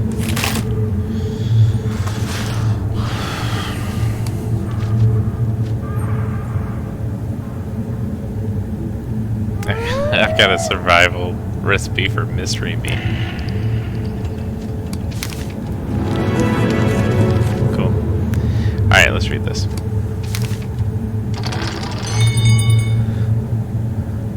Move out of the way. Move. Manifest caution note. Do not break the seal of the pots for inspection in any case. Inhalation of the pot's contents may induce drowsiness and, in severe cases of exposure, prolonged sleep that may last indefinitely. Store the crates in a vibration-resistant compartment, for the antique containers are very fragile. Transport the loads with extreme caution.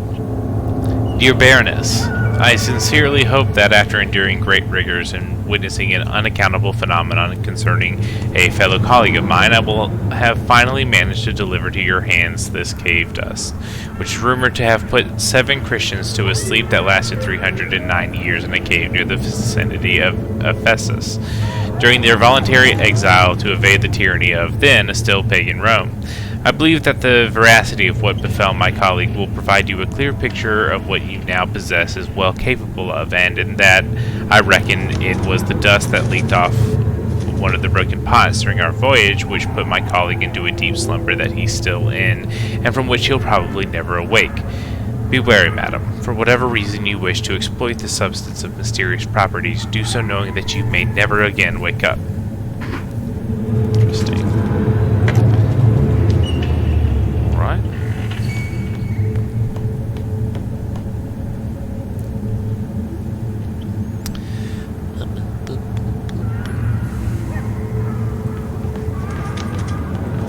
Hoping I can just go that way. But no, it's gonna make us fight these damned horrors. Curse you! I just wish we could frickin' see. That's what's bothering me. I can't see a damn thing.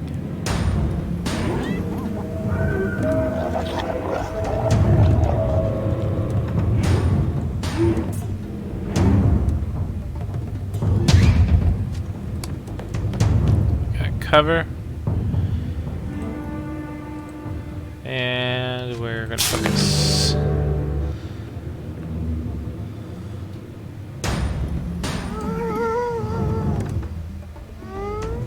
Panicked, good. My character is doing very well. Um,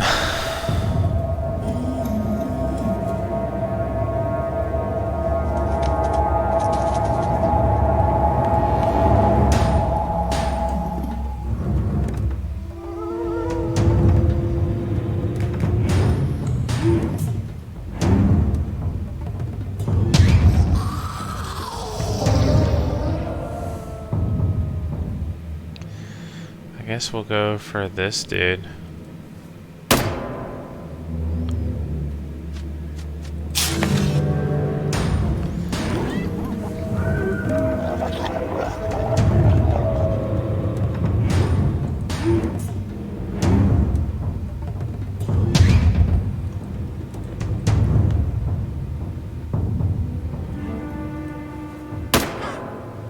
Missed. Good, good.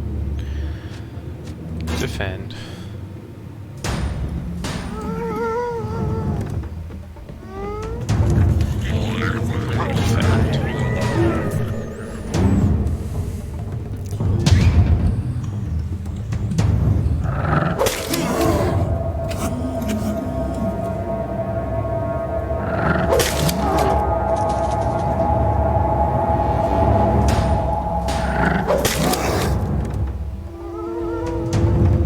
Great.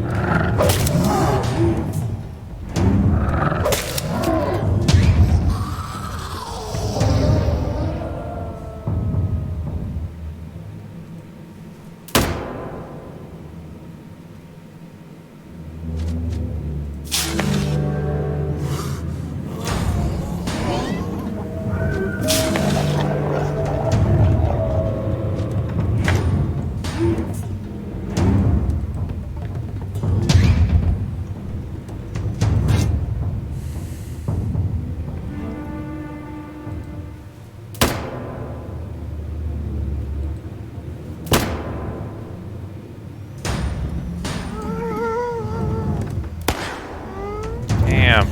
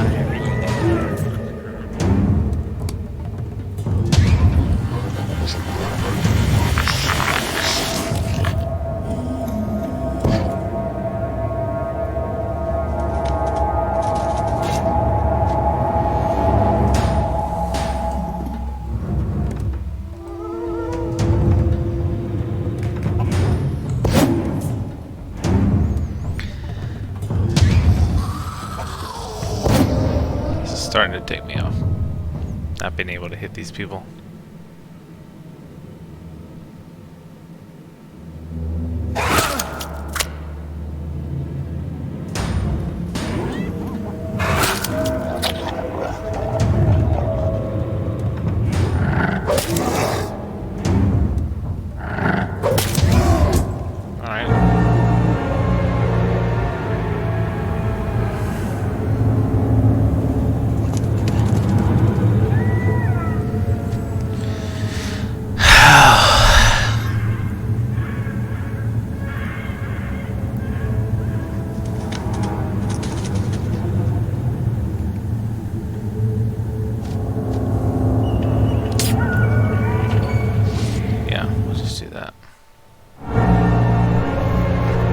I'm gonna need to raise my sanity.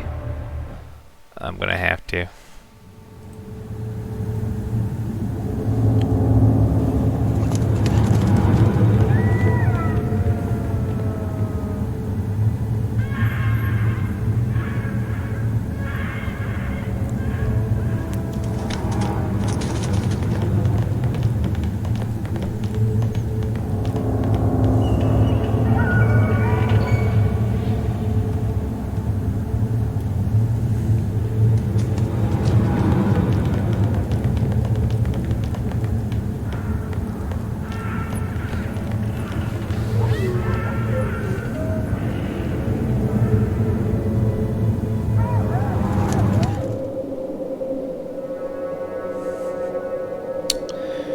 Okay. Yep, we're gonna go to the drugstore, get some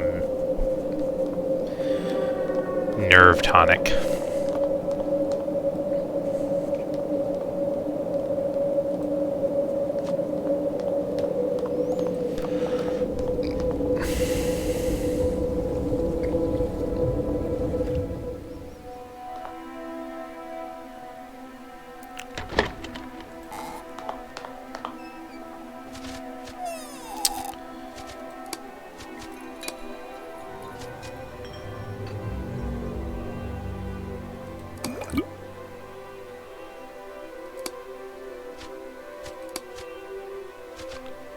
So is there anything I wanna... I'll sell that. I've got no use of it.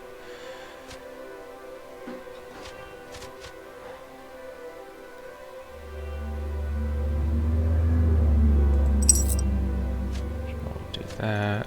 Do that.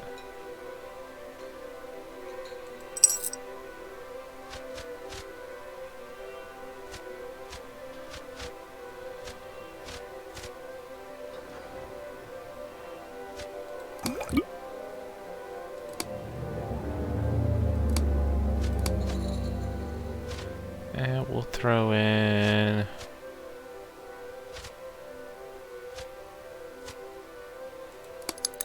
some laudanum.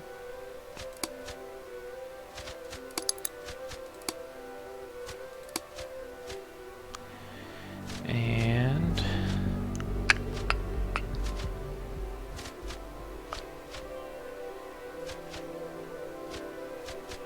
some bandages. 2.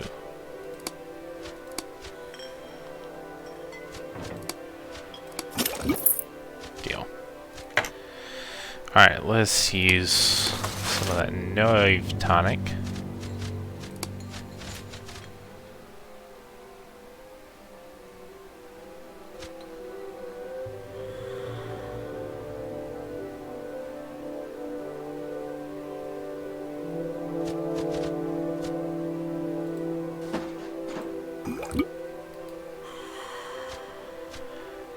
Use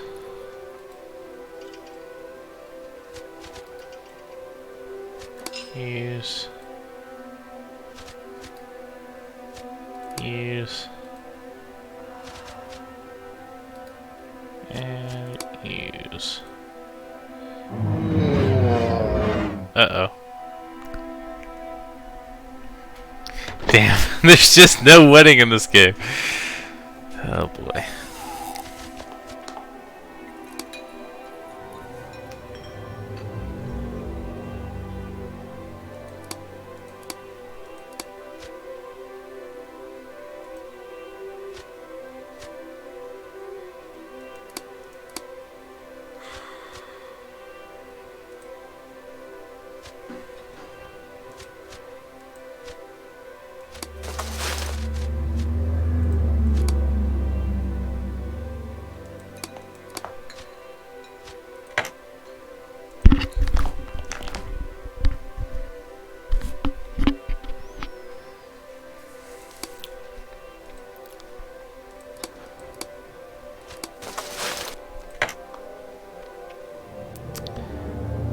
Okay, well.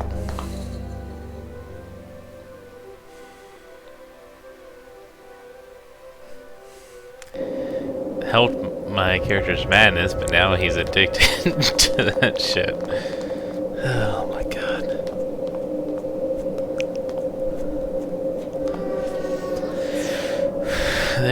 They're not fucking around with this game. Cholula. What, you drinking Cholula straight out the bottle? Taking shots of Cholula now?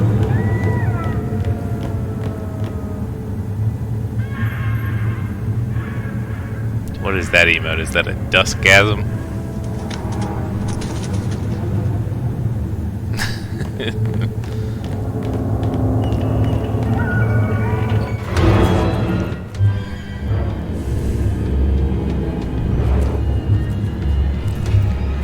Alright.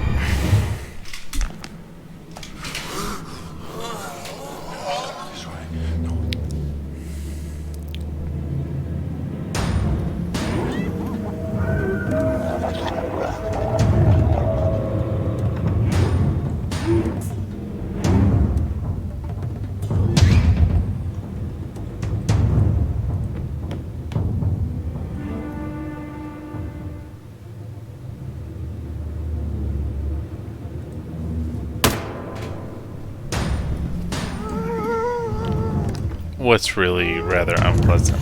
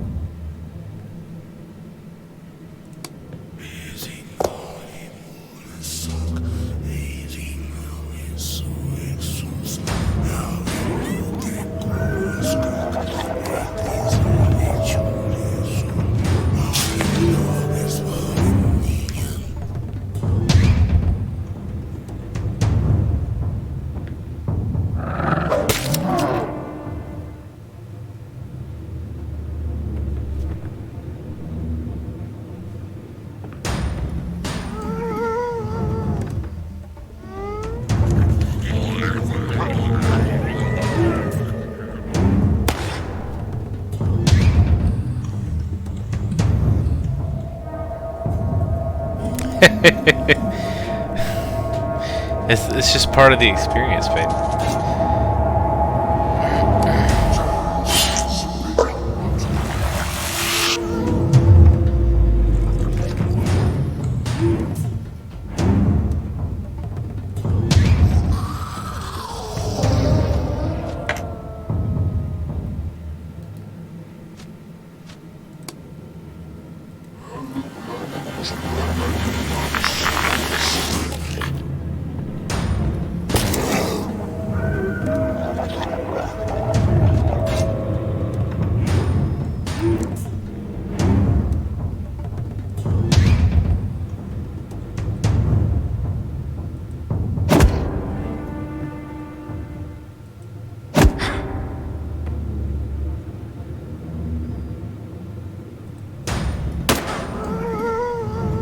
Such a bad shot.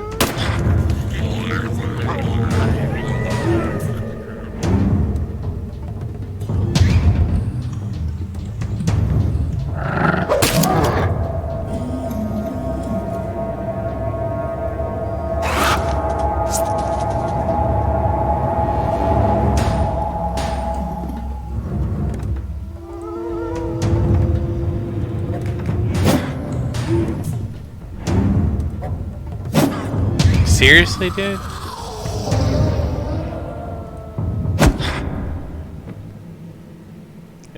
He's getting salty. What's he salty about?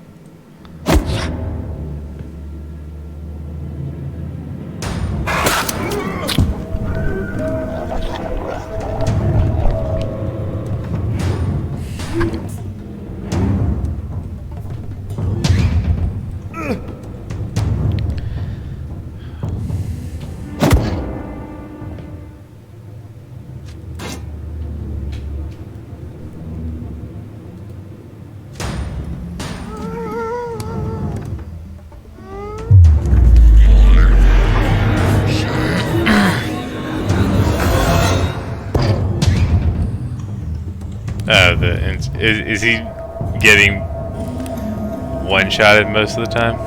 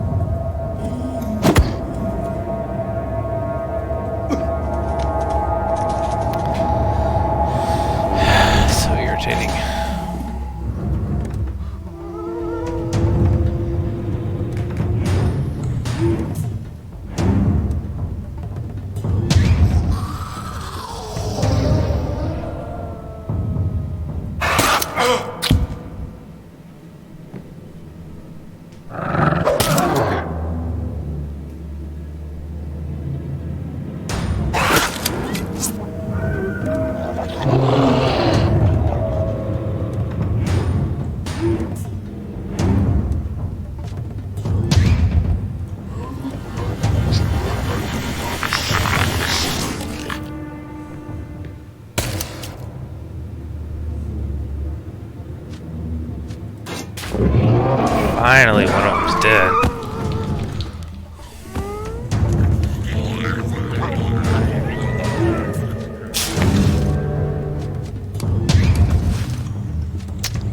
Let's see, I need...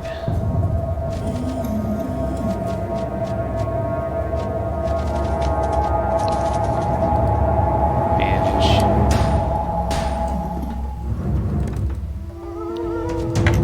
Okay, maybe not. Can I use laudanum?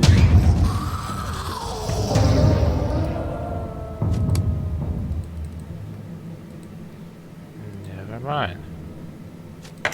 I wasted all that AP for nothing.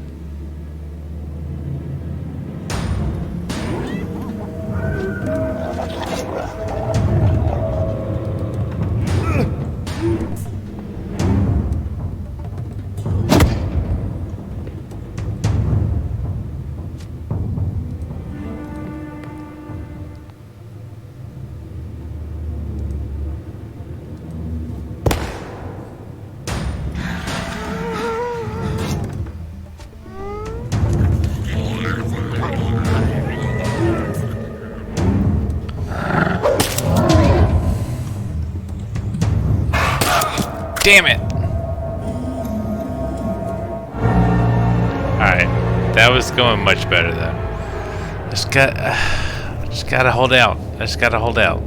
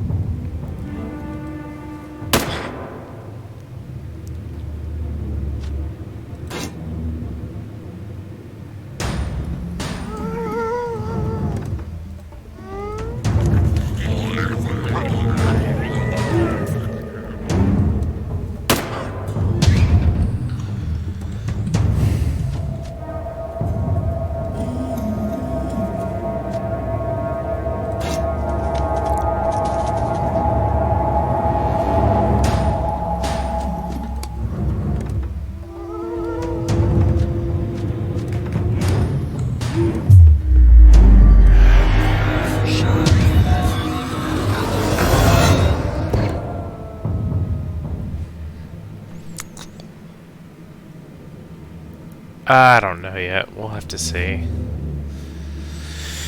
It's not on the top of my priority list at the moment, to be honest.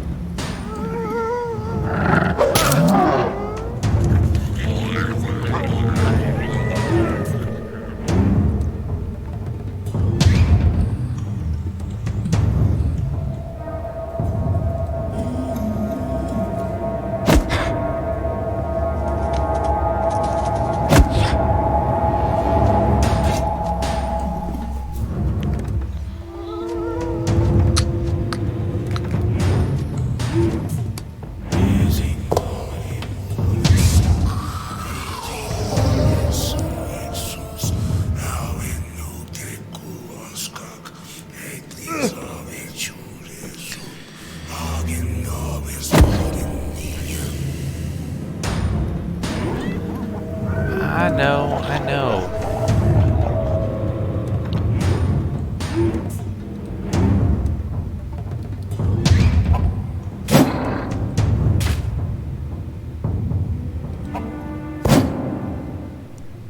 Look, we'll see. I'm not making any promises right now.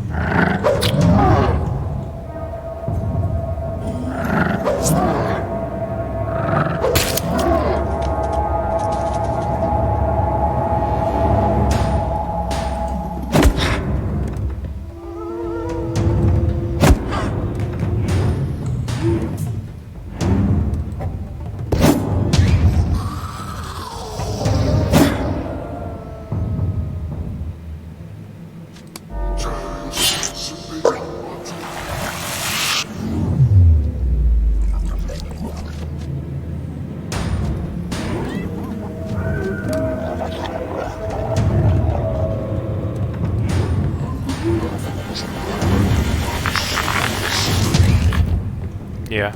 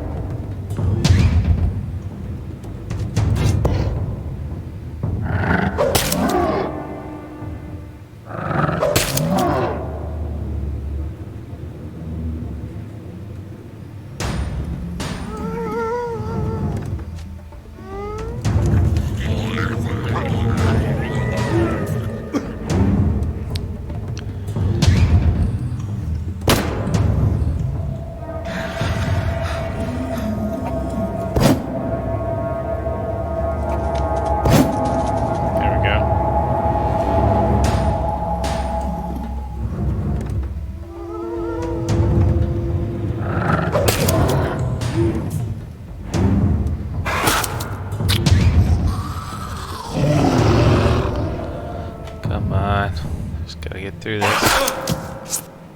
He's down. That's okay. He's down. That's good.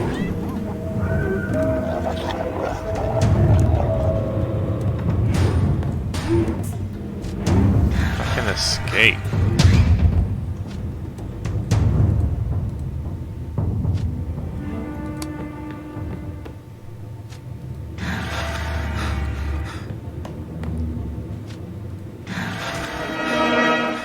Good God.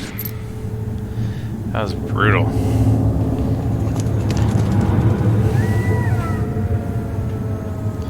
Okay.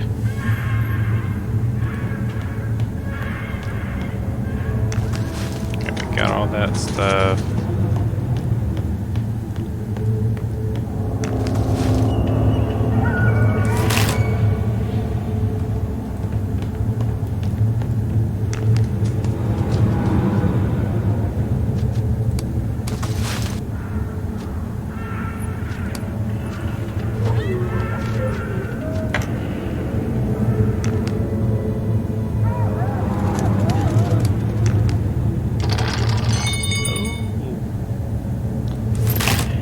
Nice.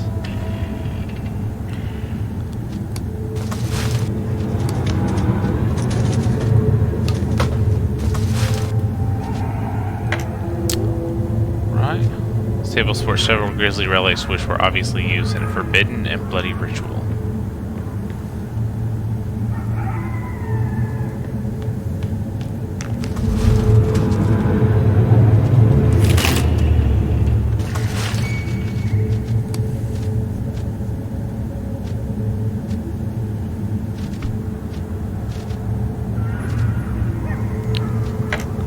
She had something on her, but...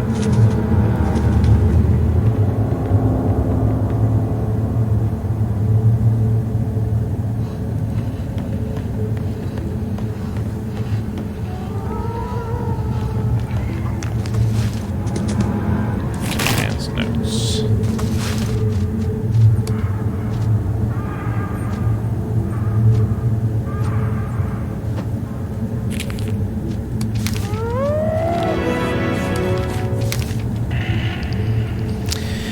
It seems my layabout cousin Marino finally made himself useful in Arkham, while you were still struggling to get a wiggle out in Providence.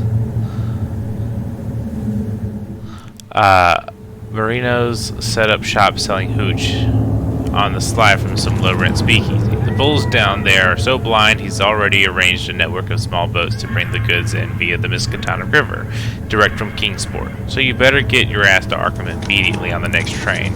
Last but not least, the family's sending a goon called Waxface to help with some dirty work. I hate having that cold-blooded son of a bitch around, but in the old...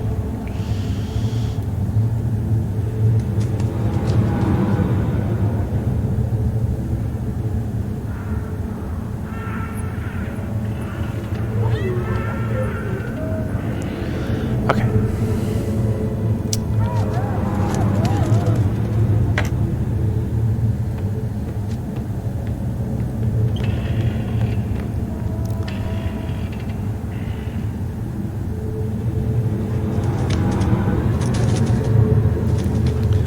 Lizard people.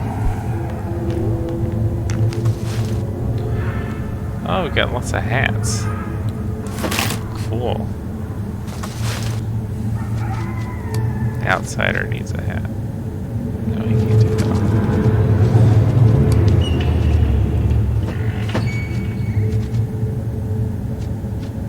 I think the black door suits him best.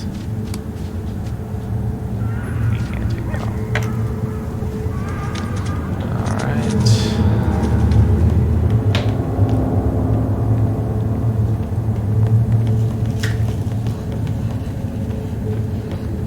I can't even begin to figure out how to read that. Yeah, okay. No idea. Let's go down there and see what's going on.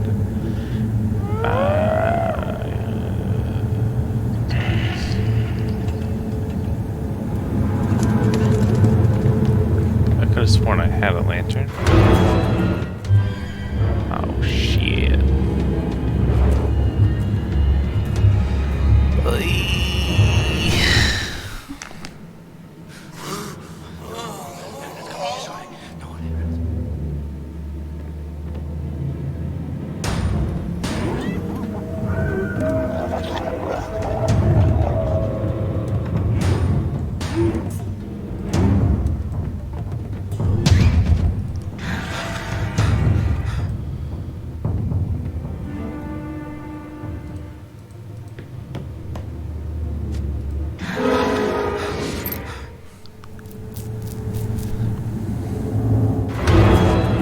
Oh my god.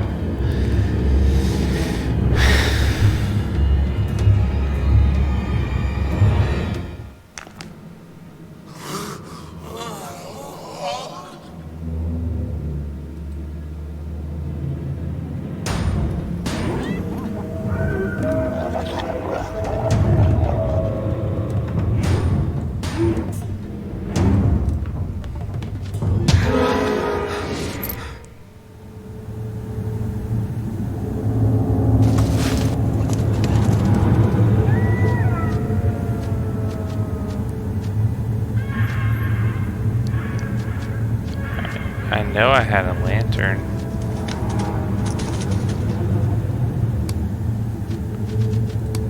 What was the...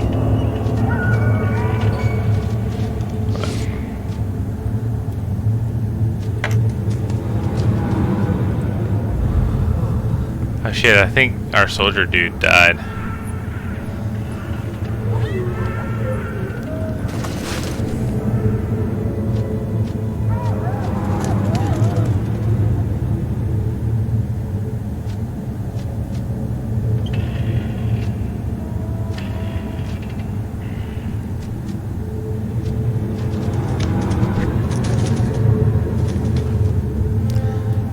Is it really not?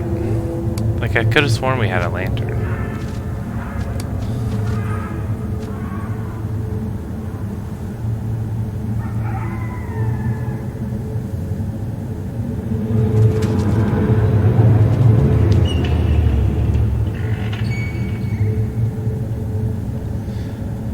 Okay.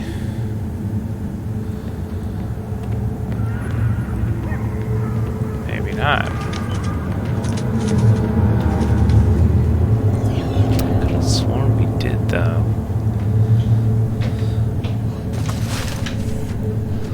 Cause like, I feel like at the beginning of the game we picked one up out of the attic of the old eel house.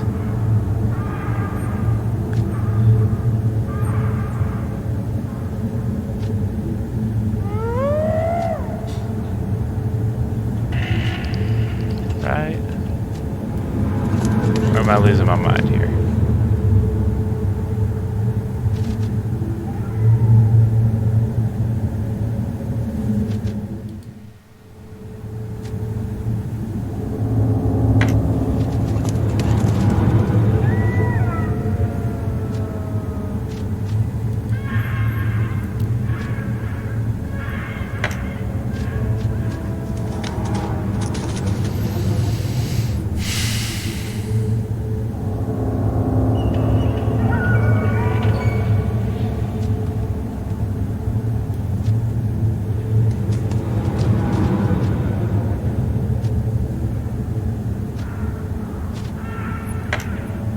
Okay, we're gonna have to go find a lantern or something.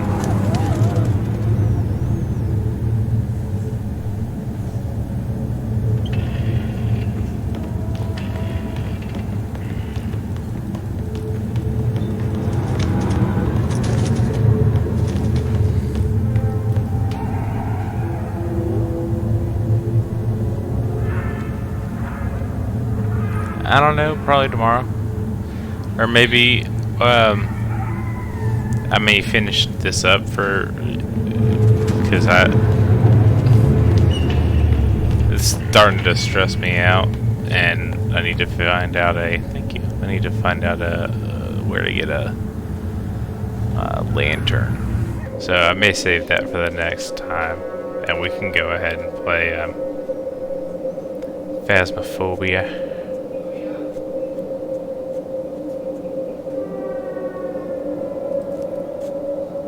Not.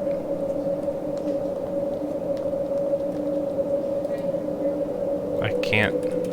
Why can't I?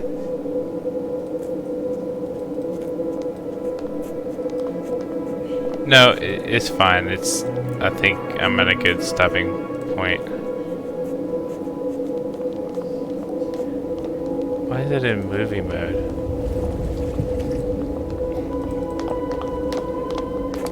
There we go. I could totally play some Phasmophobia right now.